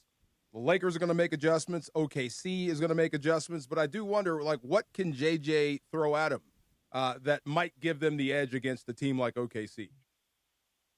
It's a good question, DeMarco, and this kind of goes back to that first point of I don't know that, like, take Houston, for example, right? You can get Alperen Şengün and Reed Shepherd into certain screen roll actions and get great shots out of that most of the time. Like that's just going to exist. The Lakers knew they were going to be able to go to that, except for certain lineups that Houston put in. And on the other end, they didn't have a lot, especially with Durant out. If you locked in on Şengün, they didn't have all these other alternatives. So, like, boom, that's a great game plan advantage. Maybe you throw in a zone defense once in a while. Maybe you switch once in a while. Maybe you switch 1 through 4, whatever. Against OKC, I don't know that lever exists except if you do have Luka Doncic, and then all of a sudden you can just try to bully them. Much of the way that LeBron did, if you have Luka doing that on the other side of the court and LeBron, that is a recipe, I think, to play against OKC. In this case, and I'm getting a little long-winded on the answer here, in this case, I think they just have to basically execute perfectly, and that's what JJ Redick has been saying. So they were in some good actions. They just happened to not be able to pay off the three-pointers that they Travis, they have to hit the threes, right? That is the margin for error. Like, they don't have the margin for error if they're going to shoot 10 for 30 from three with the looks that they were getting. So they just have to execute better. Part of that execution is to pay off the shots with makes, and that to me is kind of the formula. I don't think you can throw something out there that OKC hasn't seen before and beat them that way. Trudell's joining us from OKC, talking about last night, talking about what may come up tomorrow. And just to kind of go back to something you touched on briefly there, Trudell, about Luka. And, you know, there is no timeline at this point, but hearing him talk for the first time, hearing what he said, do you feel a little more optimistic, a little less optimistic that there's still the possibility that we may see him before this Lakers season ends, whenever it may end? It's a good way to phrase the question, Travis. I mean, I guess I don't feel like I have the luxury of guessing, right, as to whether or not I feel more or less. Like, I can just relay and try to summarize what Luka said, because that's the best information, the most that we've gotten. You know, one of the first things that he said is that he is running now, but he hasn't done any contact stuff yet. And he said that when he did the MRI on the hamstring, and I'm not sure if that was the actually April 2nd or if it was the day after the injury happened, of course, here in OKC. But whatever one of those days it was, he said that the doctor told him 8 weeks. Now, obviously, 8 weeks would be the beginning of next month, right? We're almost to 5 weeks at this point. Now, 8 weeks, that's not necessarily, again, that's not a timeline or a hard deadline. That's just what Lucas said that the doctor had told him. But, you know, we hadn't heard that number thrown out before. So if it is closer to 8, then, you know, that certainly is not imminent. And I just feel bad for Luka. You can tell just from looking in his face, and whether this is during a game or when he was 2 feet in front of me, he's just bummed out. Like, that, there's nothing that he wants to do more than play basketball. He feels like his team is good enough when he's out there with them to really do something, which is, of course, how they played in March, right? That 15-2 spurt. And he felt like they really could give a team, even like OKC, some problems. And to just have to sit there, and anybody that's played a sport at any level, I'm sure you guys spent some time out, you're just sitting there. And it's one thing, too, if you're a role player and you can cheer on your teammates and maybe they take you to the promised land and you get your playoff share. It's another if you're the guy and you're watching them, and like they just need you. Like, that's what LeBron said. LeBron, what's going on with the offense? He's like, we're missing Luka Doncic, basically. Right? Yeah. That was kind of the summary. You know, so how many ways have you said this before? Winning is good deodorant, right? You've said that before. You learn from your losses. Didn't Bobby Knight say something like that? I think so. We were kicking this around, Trudell, about what we could possibly learn from this series. And I think we all agree, OKC's the better team. They should win the series. But what can we learn? The only thing we can actually learn from this is, how does Austin Reaves perform in the postseason? And last night was not nearly good enough, not by half. I think he'll rebound, but do you think this series has anything to do with his offseason? Like, could they decide not to pay him if this goes on, or if he goes lights out? Is his contract secured? Like, what do you think happens with Austin Reaves throughout this series? Well, so first of all, a quick Google search tells me that was a John Madden quote. Does that sound right? Oh, is it John? Okay, thank you. The great deodorant. Yes. Okay. Now Google could be wrong. That's what it gave me back. It's really interesting with Austin Reaves, because if you go back to the 2023 Western Conference Finals, and this is, of course, in round one, Austin had kind of a coming out party against Memphis. That was the I am him, right? Then he plays really well against Golden State. And then in the Denver series, in the conference finals, where the Lakers actually got swept, but all of the games were close, Austin, in 40 minutes per game, averaged 21 points, 5 assists on 55% from the field, 56% from three. And so for a lot of people, me included, it was like, boom, there's the proof. Like, that, this is conference finals basketball. That was a great Denver team that, of course, went on to win the title. Not the best defensive team on the perimeter, so I guess that kind of informs maybe where Jamarca was going with the question. But that, to me, was pretty good proof. And then in the next, he played great for Team USA that offseason. And then the next year, he bumped his averages up even more. Right, he has a tough playoff series last season against Minnesota, but he was banged up. He was dealing with some turf toe, I think, although he never officially confirmed that. And then this year, he starts the year on fire alongside Luka, and so he had kind of kept improving at every step. Now, here we are, right? This Western Conference semifinals, And, of course, the Lakers need him. They need him to hit shots, and they need him to execute, and they need him to kind of be that guy. And he was just out for a month, not able to do a ton in terms of staying in that, like, playoff-type game shape. And there's not a great precedent for players that miss that much time and then coming back right into a playoff series and managing to find success. So I find myself being very sympathetic to sort of to the way that his game does not look the same. And yet the Lakers need it. So I think the best thing that we can do right now is just sit and watch the rest of the series.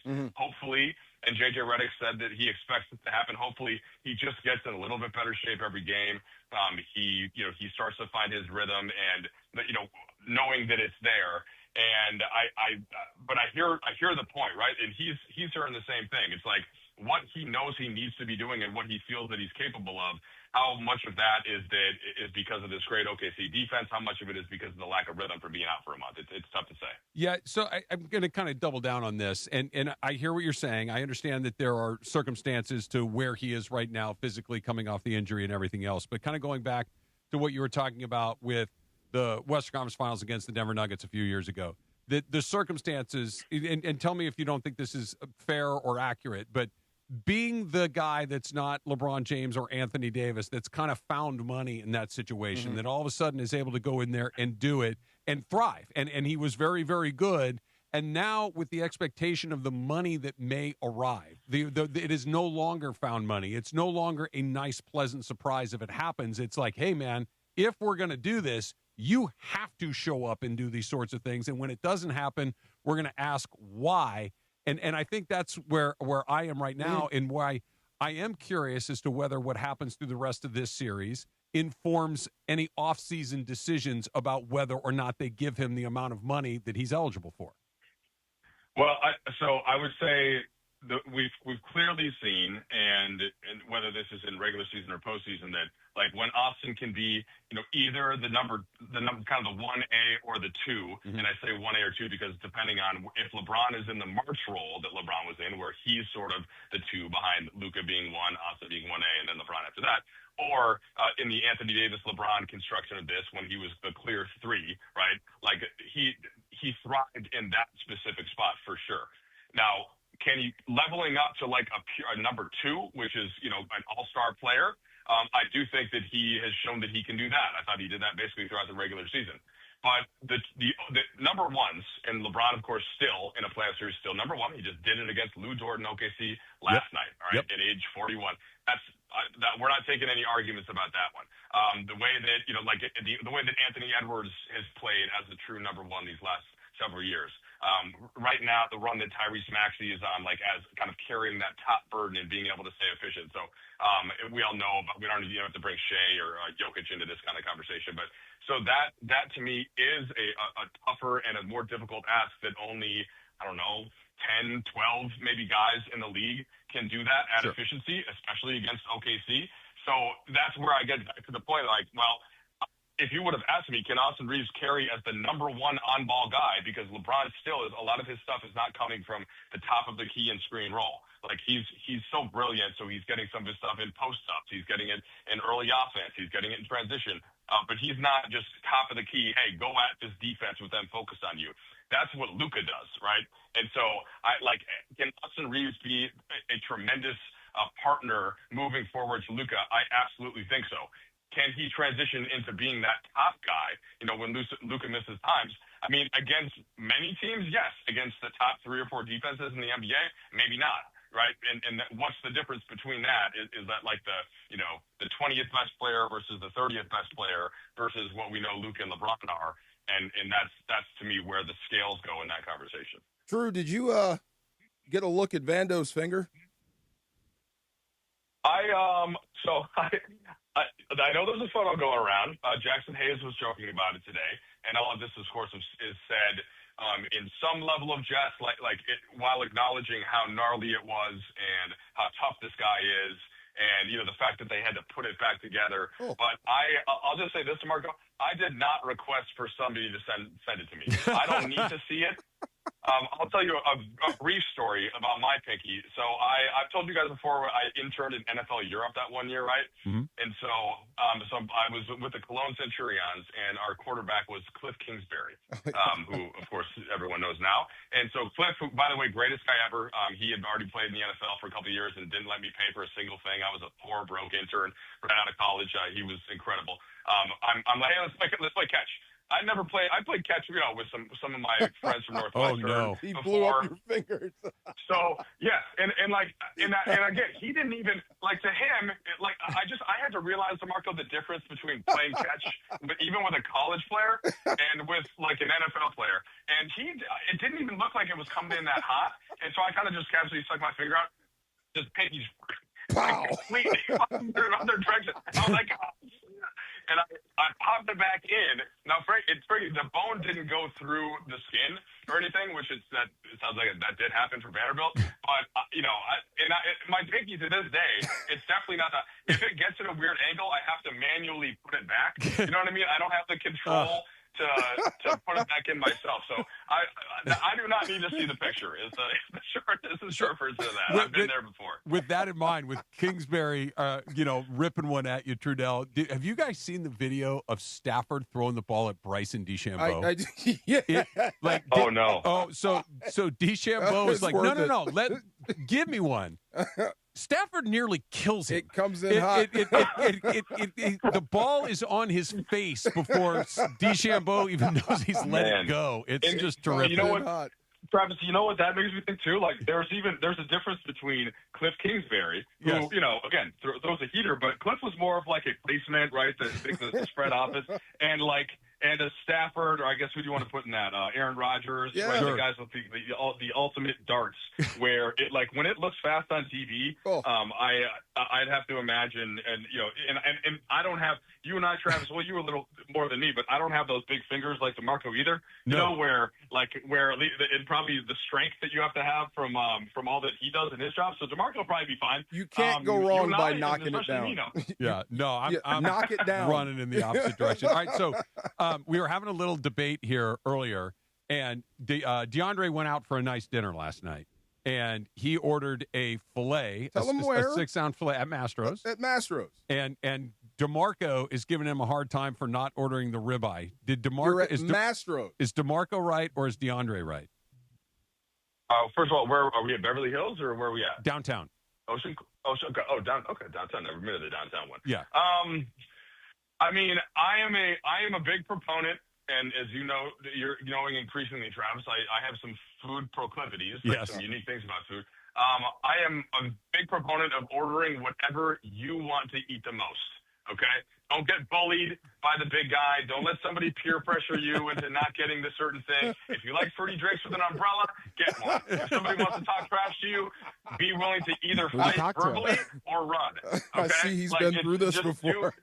Do you? I'm not ordering the ribeye in that case. I am also getting the filet. And if Michael Thompson's playing, I might get the 4-ounce Wagyu. Okay? Oh, no. See, he's been through this before. See, you order the ribeye, the tomahawk, the biggest thing you can find in there. Look, that's why you're there. I weigh 165 pounds. I don't need all that. And I need room for dessert. And I've already had 3 of those little pretzel rolls before. I've had the Brussels sprouts. I've had the fries. Oh, we're talking the same language plus the ribeye. Yeah. Yeah, there you go. No, we don't have room plus the ribeye. That's what we like, those nice little 4 ounces of Wagyu. Boom. So I didn't want to push you in one direction or the other, but I agree with you. We're kind of 3-1 against DeMarco right here. I'm right. You're all wrong. I understand that the steak eater's cut is the ribeye, but if you want the filet, get the filet. I agree. If you want to put frosting on yours, Trudell, put frosting on of a steak. It's the ribeye. You guys all know that. Come on. You're messing up. Well, agree to disagree. Yeah. Oh, he also tried a martini last night for the first time, and he was not a fan, from what I can tell. Wait, so did DeAndre have to pay? No. Beto actually was the benefactor of that dinner last night. Oh, wow. No, Beto was rolling like that. I know, that's what I said. Yeah. Beto took D out, but DeAndre took his first martini down and he was out. It was a dirty martini, Trudell. Did you get that butter cake? I did get the butter cake, yeah. Yeah, that's the other thing you have to save room for. I want to be able to eat at least half of a butter cake, so I can't have all that tomahawk ribeye in my stomach, man. You're the sweet tooth guy. I'm hearing butter cake. I'm hearing frosting. This is just that's your lane over there. All right, that's fine. That's Correct. fine. Vanilla ice cream. Yeah. One more, real quick. You've seen championship teams before, a lot up close and personal. Where would you put OKC in their run right now, as far as championship teams go in the last 15 years? Well, all right. So the context here, right, is that JJ Redick in practice the other day shared that their numbers are kind of representative of the Bulls in the 90s, right? And like the Warriors, like that's how great their numbers are. Their point differential, they're just all of it. Their defensive rating. So they are historically great statistically. Now, I think that if you think back to the beginning of the Warriors run, that first year, nobody thought they were going to win. Right. Like the first year they won, it was kind of like, all right, prove it. And, I thought Barkley was very wrong at the time, but he kept saying, it's a shooting team, not recognizing that they were a great defensive team as well, and that the shooting that they had was different because of the way that Steph Curry moves around the court. And so, but we didn't, my point being, even after year two, it still wasn't like, okay, just get the 90s Bulls discussion out of here. So OKC is in year two right now of what the Warriors were in. And they show no signs, by the way, of decline in the next 5 years. Right? They do have to pay starting next season. They have to pay Chet and J-Dub finally. But what have they done instead? Well, they've got A.J. Mitchell, a young stud, under contract for 3 more years below the vet minimum. Exactly, a gaucho. I'm like, I asked some of my scout friends. I'm like, why did he not go number 1 or number 2? I don't get it. How is this guy so good? He's Belgian. Anyway, that's my point being, they've got guys kind of set up, and they've got all these other picks. So they're right now, to me, early Golden State, and that puts them sort of in the class. If we look back in 10 years, if they kind of fulfill the potential that I'm describing, then they're right there with this Warriors group, with the Lakers of Kobe and Shaq, with the Bulls of MJ and Scottie Pippen. In different ways, though, like those teams were so top heavy with the incredible star power. Again, just mention the names themselves. Like, I don't think you're going to put Shea and then either Chet or J-Dub in that type of conversation. But they've got 12 to 14 excellent players. That's the difference. The roster depth and the athleticism and the youth. So they are very real to me. They are absolutely the title favorite. I don't think there's a close second right now. So it's the team that I think everyone else is going to have to try and figure out what build it will take to take them down. And one of my first picks in doing that, by the way, would be healthy Luka Doncic, because he does do some stuff that I think that even that level of kind of wiry wing athlete would struggle with. So I think the Lakers, in the long term, they do have one of the better kind of chances of getting into that mix. But for right now, yeah, the roster depth and the overall talent and the connection that they have, it's pretty special. So maybe you answered it with that part, and where you said, that you think they're not just the favorite, but there isn't even a clear-cut second choice at this point. But if you had to pick between a Bulls-like run where they're winning multiple championships over the course of a decade, a Lakers in the 80s kind of run, or more of something along the line as what we saw with Denver, where they were the best team and they had the best guy for a period of time, but it only happened once. And then we fast forward a couple of years and it's like, man, they didn't get another one. Which, between those two choices, which would you pick? I hate the way that you framed this question, Travis, because there is an obvious answer, and it's that they're more like the team that's going to win multiple. Yeah. Because I don't want it to happen, but I can't lie. So there you go.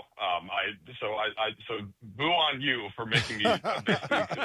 My job's done here for today. I'm going to take the rest of the day off, and I'm glad that I got a boo out of Trudell. That's a win for me. My bad. Enjoy your night off, and we'll talk to you when you get back.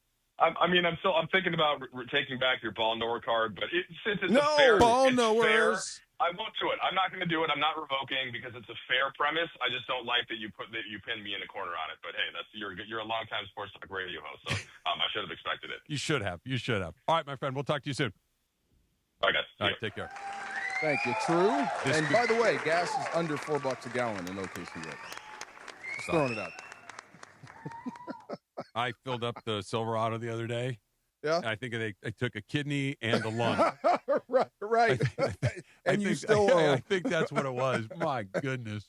Wow. Looks like you're getting ready to read something. I am. Okay. Coverage and content of the 2026 NBA playoffs on ESPN LA is presented by Pechanga Resort Casino. Play your perfect combination at Pechanga Resort Casino, official Native American resort and casino of your Los Angeles Lakers. So go see for yourself what made readers of Newsweek and USA Today name Pechanga the best casino outside of Las Vegas. Visit Pechanga.com for more info. So I was just curious because hearing Trudell speak on like the things that he eats and what food that he likes, would it be difficult to go to dinner with Trudell? No. Okay. I don't think so. No, not at all. I don't think so either, but I understand the question because his palate is confusing to me. Like he's kind of all over the place. I can't quite figure him out, but I like that he doesn't waver. Like he digs in on what he likes, which I respect. That's why it would be good to go to dinner. Yeah, that's what I mean. A guy that asks 1,000 questions while we're at the table, that's a no.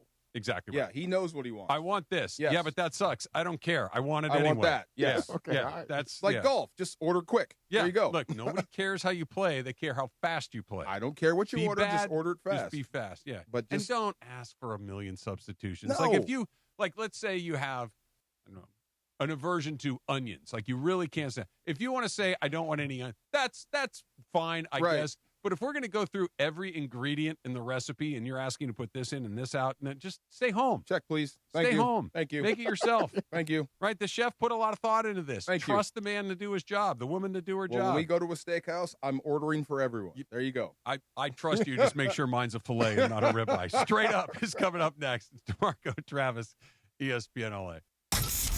One match, 90 minutes to decide it all. And LAFC with an impressive 2-1 victory at home over Toluca.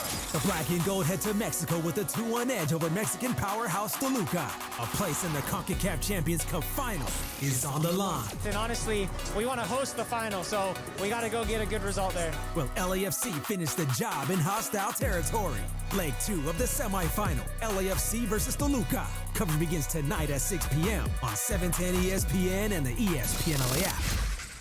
Hey guys, it's Sedano. Look, Mother's Day's coming up, and trust me, don't wait until the last minute on this one. Just recently, I took my wife to Burke Williams Day Spa, and honestly, it was exactly what we needed. She loved it. I loved it. It was one of those, why don't we do this more often moments?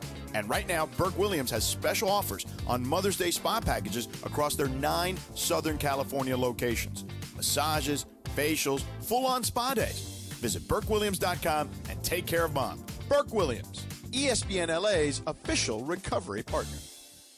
What if I told you the next great story in Los Angeles isn't happening on the court? It's happening in Glendale. Hi, it's Momo, Ramona Shelburne. At Hyundai of Glendale, it's not just a grand opening, it's a fresh start. Right now, lease a brand new 2026 Hyundai Palisade SE for just $299 a month. Comes with owner's assurance and America's best 10-year, 100,000-mile powertrain limited warranty. Call 818-222-8000 or check them out, HyundaiofGlendale.net. $299 per month plus tax. Close in lease for 24 months. $43.99 cash due from customer plus $500 lease cash. $48.99 due at signing plus government fees and taxes. Unapproved above average credit through HMS. No security deposit. 7,500 miles per year. 20 cents per excess miles. Expires 5/31/26. Call Jacob. Listen, Cappy, I've been in an accident. You've been in an accident. It's a very traumatizing situation, okay? We've all been there. And the reality is we tell people all the time because we would do it too, okay? When we get into an accident, we will call one person. We count on Jacob because Jacob is the man you can trust. He's been doing it for people in L.A. for nearly 3 decades. Right. 1-800-345-6789. That's how you call Jacob. And by the way, we talk about car accidents a lot. It's not just car accidents. You could be in a grocery store and slip and fall. You could be walking across the street as a pedestrian and get hit by a car. You could be on a motorcycle and you could get hit. It's not just purely being in a car accident. Any kind of an accident, that's why you call Jacob. Right, and I counted on Jacob when the insurance company changed their tone with me. I'm like, whoa. You know what? I don't think I need to talk to you. I think I need to call Jacob. That's when I counted on Jacob, Cappy. Accident or injury, call Jacob and Ronnie. Call Jacob. 1-800-345-6789. Call Jacob. If you have ever thought about remodeling your bathroom but were worried it would take too long or cost too much, then stop worrying. Right now, Jacuzzi Bath Remodel has designed a collection of high-quality custom products and perfected the one-day remodeling experience so you can enjoy your new bathroom faster than ever before. It's a worry-free bath remodel from the most trusted brand name in the business, Jacuzzi. A jacuzzi bath system fits in your existing tub space. It's a no-mess installation with an amazing style selection, factory-certified installers, and a limited lifetime warranty. Call 800-717-4599. That's 800-717-4599 right now and get 50% off installation with no interest and no payments for 12 months. Replace that old bathtub today with a walk-in shower for a safer bathing experience. If you have lived in your home for over 15 years, it's time to remodel your bathroom. For a virtual or in-home appointment, call 800-717-4599. That's 800-717-4599. 800-717-4599. And it is the No Stress Sports Talk Express to the DeMarco and Travis Afternoon Show. It is time for Straight Up with Sweet Tea Travis Rogers. Straight Up on the DeMarco and Travis Afternoon Show, made possible by Blue Ice Vodka. Blue Ice Vodka, America's largest potato vodka, double gold rated, just 64 calories an ounce, and made from Idaho potatoes. Clean, smooth, no additives. Blue Ice Vodka, premium taste, nothing extra. Let's do it. Straight Up with Travis Rogers right now. All right, DeMarco, you know that I was a pitcher in another life. Yes. Right? And never a professional pitcher, but pitched for a long time and kind of understand the rules of engagement when it comes to throwing inside and maybe more than a little inside. Yeah. Okay? Yeah. Time and place. Exactly. Yeah. And usually there's some sort of provocation that happens that you have to defend a teammate. Somebody does something that is, offensive to you or the game or your teammates, and you're like, we're going to end this here. Must stealing serve justice. I need to be the arbiter of justice in this point. Yeah. One of the reasons that you do not get to pitch inside at somebody or hit somebody is because they're pounding the pitches that you're throwing over the plate. Right. Just because somebody's hitting you doesn't mean that you get to light a guy up. That is the opposite of the rules of engagement. Pretty good. Okay? Pretty good time to hit a guy, though. No, it's not. And follow me on this. Yeah, okay. Last night, Framber Valdez, who's straight up kind of a punk, frankly. Yeah. Okay, this is the same guy that crossed up his own catcher because he thought the catcher called a bad pitch previously and tried to take his head off with the fastball. That's just bush league. It is bush league, yeah. Last night, he's pitching for the Tigers now. The Astros, and by the way, he's a really good pitcher. And the Astros basically said, hit the bricks, bro. We don't need your type of deal around here. Gives up a home run to Wilson Contreras. Follows that up with a home run to Wilyer Abreu. Okay, so back-to-back home runs.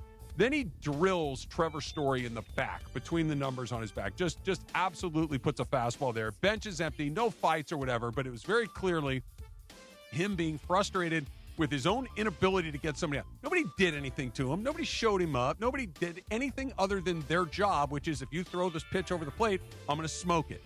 Right. So he decides to potentially hurt Story because he's having a bad night. This is what his own manager said about it. Okay, this is not the opposing manager. This is his own manager. We play a really good brand of baseball here. That didn't feel like it. It's not judging intent. I have no idea. But I know when you go out on the field and you end up in those sorts of confrontations, you usually feel like you're in the right, and it did not feel good being out there. Ooh. So I understand their frustrations. I understand the moment, and it was a low moment of a frustrating night. Sounds indefensible. Exactly. Yeah. His own manager is basically saying, no, man. Yeah. No, we can't do this. Okay, so I saw that's the same guy, like you said, that crossed up his catcher. So I thought they were stealing signs. Is that not true? Hinch would have never said that if that's what's happening. But the guy that was doing the John Boy thing, I think they were stealing signs from the guy. If Hinch thought that that's what it was, he would have said, look, they were picking. They needed to do this. He would not have basically said, listen, I have no defense for what my guy did. Okay. Yeah. I got you. And what I'm getting. But also, isn't that part of the game? I mean, if it was stealing signs, that's just part of the game. If they're stealing signs the old-fashioned way, you're not covering up your glove. You're not doing that. That's on you. They said he was reading his glove. You need to fix it.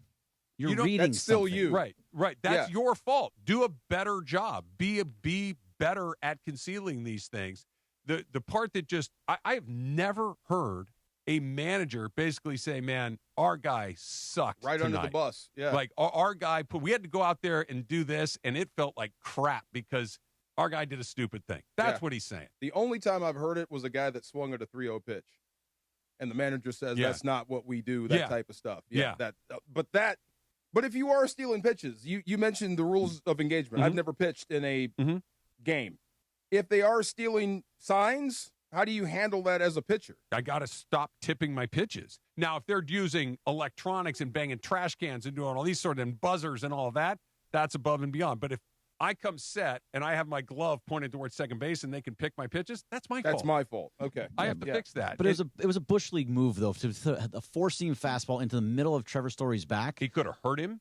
He's going to get, by the way, I don't know if the series ended last night, but the Red Sox are going to mark that down. Of course somebody else is going to get one. Someone else is going to get one. It's going to keep going on and on and on. Absolutely. Because those are the rules of engagement. Well, you did this to my guy for no good reason. Now I have to take one of yours. Right. And the Red Sox will be right to do it. I hope they do it right to end it. If not, it's going to keep going. But to me, I smile because I love that sort of baseball. I'm going to make a prediction that Framber Valdez is not on the Tigers by the end of the year. You think? I do. Wow. I fully with you. I think that they basically threw him away the way that they did last night. They already lost Tarek Skubal for a couple of months. Their season is really kind of going in a weird direction all of a sudden. And if they're really trying to build some culture, I wouldn't be surprised if they just moved on from him. Because they're going to have to move on from Skubal anyway because he's going to leave because they wouldn't pay him what he deserved. Wow. But, what a mess. I never heard You've a manager lost say something all like benefit that. of the doubt with that guy. Am I seeing this correctly? They're 18-19 and leading the AL Central. Yeah, the AL Central. They're below 500 and they're leading the Central. Well, look at the teams in that division. Yeah, it's the Tigers, the Guardians, the Royals, the White Sox. The winner Twins. of that division will win 85 games. That's crazy. Yeah, yeah. That's just. I mean. Although the Tigers were pretty good last year. They had that great series against the Mariners. Yeah, they were really good. Yeah. So, hey, why did A.J. Hinch get suspended a game? Why did he get suspended? Because for this? Yeah. He got one game and fined. For that? Yes. Oh, wow. Yeah, and that's probably another reason he's probably looking at Valdez like, seriously? You got me? I got to take a bullet for something you did? Why would you suspend the manager? I don't know. Because there was a bench clearing. I have no idea. Because he did. Maybe they thought that he Is that ordered it. The manager gets ejected or suspended? If it feels like the manager is throwing gasoline on the fire that's about to start, then sure. Right? Okay. If, when you see those guys at each dugout and they're kind of doing this at each other, and then the fight starts, but that's not what this was. I always feel bad for the bullpen guys. They gotta run all the way over there for nothing.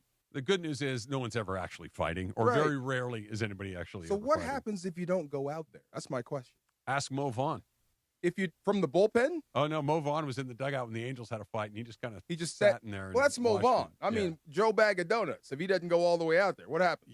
Your teammates look at you a little different. Yeah, long way to run for nothing. You don't have to go in there, being Jamal Tinsley with the dustpan, but you gotta jog out there. If I'm jogging that far, I'm hitting somebody. No, nothing Somebody's ever getting happens punched. in those. Yeah. Nothing. The best one that I've ever seen. I don't know if you agree with this, Trav. Amir Garrett. Where he was on the Reds. He was a relief pitcher for the Reds, and he took on the entire team. Oh, I do remember that by guy. himself. He walked up to the dugout to take on. He the went entire, to their dugout. Yeah, their dugout to try and take on the whole team. Well, it was awesome. He was feeling it. He that was night. the exception to the rule. He actually did want to fight. Like you, For real. right? Yeah. Like he was mad. He wanted to fight somebody or somebody's. Like usually nobody really actually wants to fight. He did want. I to saw fight. Puig go off. Was Yeah, he Puig- with the Reds? Puig usually. He did. went off, and no one wanted any part of him. He usually was the one setting the terms of engagement, and Okay. when he just hit home runs and run around the bases, that's fine. But Puig's another one. His own teammates are like, seriously, Ground out and dude, walk come straight to on, the man. Come on. You really got to do this with you? Oh, man. Straight Up With Me, Travis Rogers, sponsored by Blue Ice Vodka, America's largest potato vodka, double gold rated, just 64 calories an ounce, and made from Idaho potatoes. Clean, smooth, no additives. Blue Ice Vodka, premium taste, nothing extra. Dang. All right. You can always use a little more Lakers talk in your life, especially if it's hosted by DeAndre Hawkins on Lakers Talk Daily every weekday morning at 11 a.m. on the ESPN LA YouTube channel. You'll get an in-depth breakdown of what the Lakers are doing well, what they need to do to upset the Thunder, and what steak to order when you go out with Beto. That's 11 a.m. on the ESPN LA YouTube channel, your home of Lakers basketball, ESPN LA. No gristle on that show. No. Need some gristle. They got the butter cake. That's the right They order. do have a butter cake. Hey, what about the size too? The scalloped Perfect. potatoes, the cream corn, Shrimp That cocktail almost makes up appetizer. for it. shrimp cocktail. How many Almost shrimp makes up. shrimp were in that cocktail? Four. Yeah, they How were many did you big. eat? Oh, they're big. I mean, yeah, I ate all of them. You had all 4? Yeah. By the way, the scalloped potatoes is the best part. Oh, of all good. that. Let's That go. was a great choice. Yes. Cocktail sauce, pretty good. Yes, it A was little spicy. So Put a little horseradish in there. I asked something dumb to Beto because when they brought out the plate, the lemon was wrapped around The little mesh thing. I asked him, like, do I take this off? He's like, he's like, to keep the seeds. Catches the seeds. Yeah. That's how you know you're in a bougie There place. you go. Exactly. When they got a little lemon filter. Yeah. I'm good. Like, I got a fork. I can just flick that. Can I seed get water, out of there. please? What kind? Yeah. You know what? I hate that question. I really hate it. Just bring me the water from the faucet in the kitchen. That's fine. Dude, yes. What kind? Yeah. Is sparkling bottled? Yes. Or they go, or tap. Or tap, right? Would you like sparkling? Would you like bottled? Give or me the tap? free water. Yeah. How about that? How about the stuff that's fine? Still water. That's Some right. don't have free water anymore. Tap water's free, isn't Tap it? water's always They free. don't. Yeah. Yeah, but they don't offer it in certain places. You got like, to ask for You it. got to ask for it. Give Yeah. me the glass. I'll go get it. Yeah. Right there. Hey, there do you they go. do they have somebody in the back that like takes the little lemons and put it in that little pouch? Of course. I'm sure. I don't They think don't they grow grow like like that's they their job. grow on the tree like that. Well, no. Yeah. But no. A guy in the back of the restaurant, that's his job Yes. or her job, that just sits there putting in these little packages. That's your sous chef job? Yeah. Or, Oh, yeah, what a that's what they terrible do. job. Yeah, Has you to do cut that. the onion, Line you cook prep, or food prep. Yeah, that that's what they do. sounds awful. Yeah. Just sit there cutting I'll tell the you what, lime, though, put it they in do there. a hell of a job. Whoever's doing it. You know what They wasn't sure in your do. shrimp cocktail? Lemon seeds. There you go. Just the perfect little sprinkling of lemon juice along the way. Little shop talk coming up next. It's DeMarco and Travis, ESPN LA. Coming up Thursday at 7 a.m. on the Sedano and Cap Morning Show. Well, we'll get you ready for Game 2. Will Cappy continue to defend Austin Reaves? Lakers Thunder Game 2 will get you set in the morning. Plus, there'll be no Sedano. No Sedano. When Dad is away, we're gonna play. Gregory Arthur Bergman, producer Lindsay Baseball, me, Morales, Cappy, and I believe some great guests, Geeter, Trudell, maybe Momo, and Dr. Clapper in the 9 a.m. hour. Don't miss it. LA's only local sports morning show, the Sedano and Cap Morning Show, 7 a.m. on Thursday on ESPN LA. Hey guys, it's Sedano. Next time you're at my home away from home, LAX, look up. You'll see the future of travel in action. It's the all-electric Skylink train. It's now testing, and trust me, this is a game changer. What does it take to build a champion? It takes round-the-clock preparation. And soon, Skylink will connect you to the airport terminals, the new rental car center, and LA Metro. From practice to prime time, the LAX Skylink. Fast, free, and built for LA.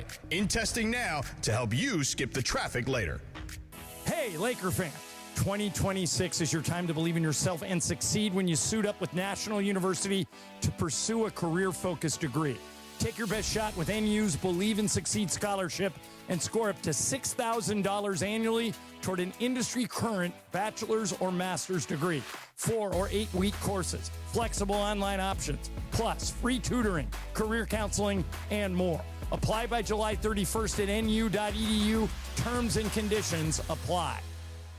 Individuals and businesses with tax problems, listen carefully. Do you feel like you're losing control of your finances? If you owe over $10,000 in back taxes or have unfiled tax returns, we can help you take back control. The IRS is the largest and most aggressive collection agency in the world, and they can seize your bank accounts, garnish your paycheck, close your business, and file criminal charges. Take control of your tax problem now by calling the experts at U.S. Tax Shield and take advantage of the Fresh Start program and new laws that may allow us to negotiate a settlement for the lowest amount possible. Our team of tax attorneys and enrolled agents can stop collections and get you protected so you can take control of your financial future. U.S. Tax Shield offers a price protection guaranteed quote to get you protected today. U.S. Tax Shield is A+ rated with the Better Business Bureau, so call now. 800-687-5192. That's 800-687-5192. U.S. Tax Shield. 800-687-5192.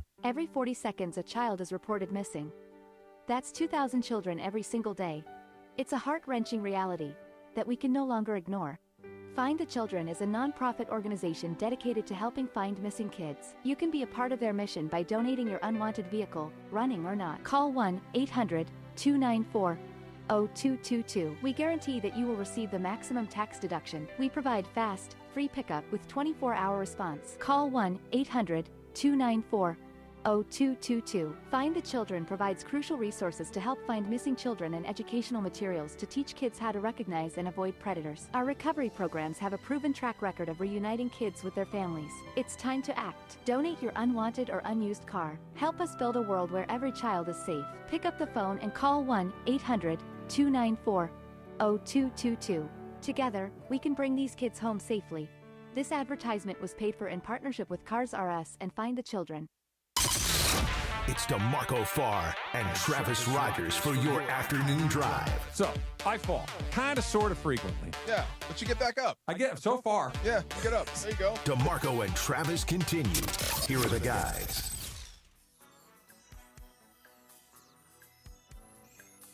I could be in trouble, DeMarco.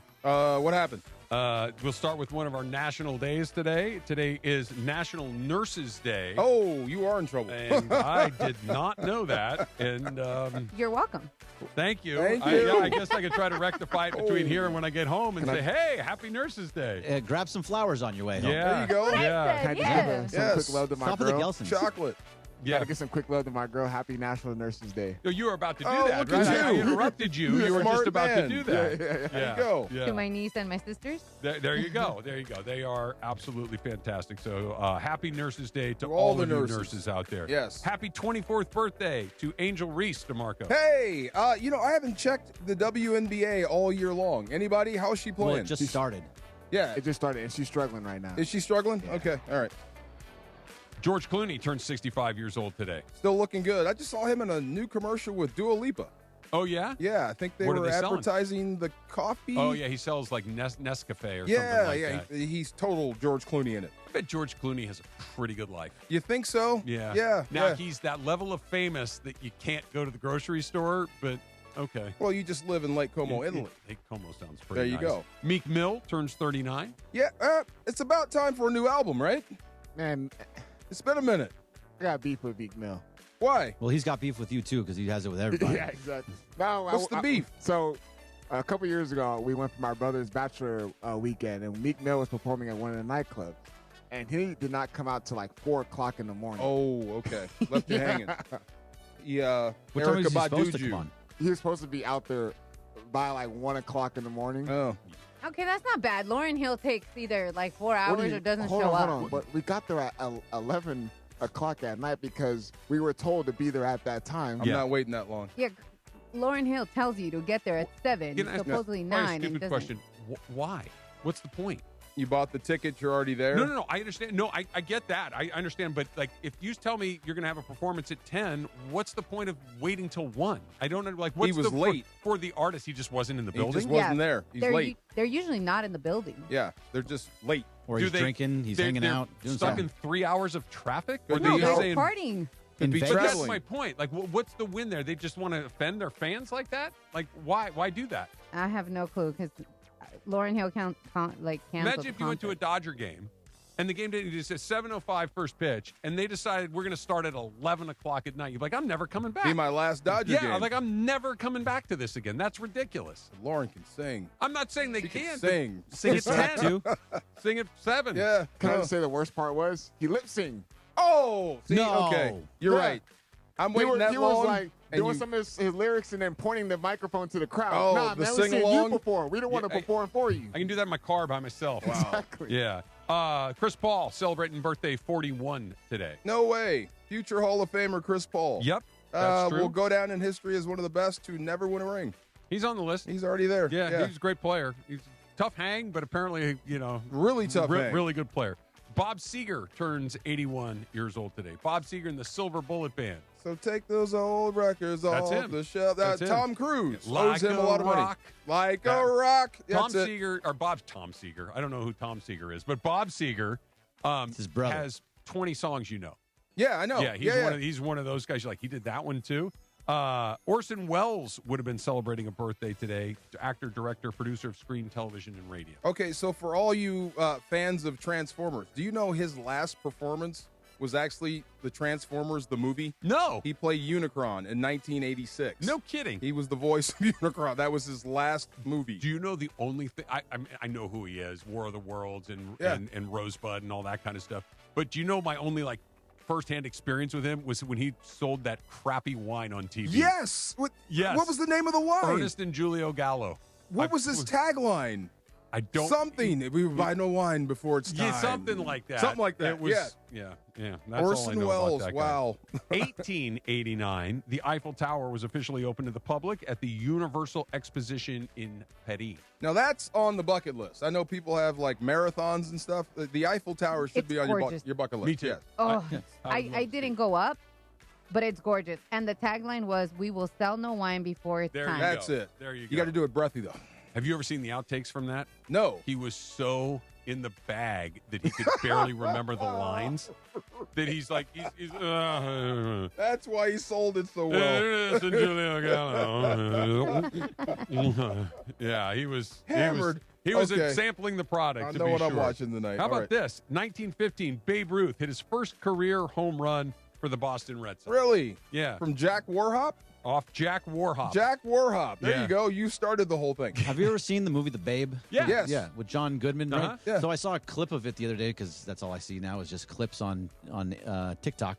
But it was so I don't know if it was real or not, but everybody hated him. Like, who the hell is this guy? This big fat guy. Yep. And this home run was there. He was like 2 strikes, and he just blasted it out of the park, and everyone's like, "Oh my God, who is this guy?" He changed the game. Yeah. The game was played totally different before him and then totally different after him. It's At some point, game there may changer. be a Shohei movie. Speaking of the Babe, my teammate Nick Satriano is in that movie. He's the catcher who pulls his mask off at that first long home You're run. kidding me. Yeah, no speaking lines, but he's got He's that. in the movie. And All then right. he's in a scene where they're banging all those giant beer signs together. So good job, Nick. The New York Yankees became the first Major League Baseball team to travel by plane. Anybody want to take what year that was? 1957. 46. 46. Wow. 46. That's probably props on that thing. The first, where'd they Hard go? pass. You know where they went? Probably to play the Red Sox. Really? Wow. That's balling. All right, we'll find a little hope for the Lakers tomorrow. Maybe. We'll see. We'll be back. We'll see you then. DeMarco Travis, ESPN LA. Boom. Big Magic Johnson. Purple and gold playoff energy. Game 1 belonged to the Thunder. And the Lakers will lose game 1 by 18. OKC defends home court, and the Lakers take the early blow. Can the Lakers answer back and still win an OKC? Game 2, same floor.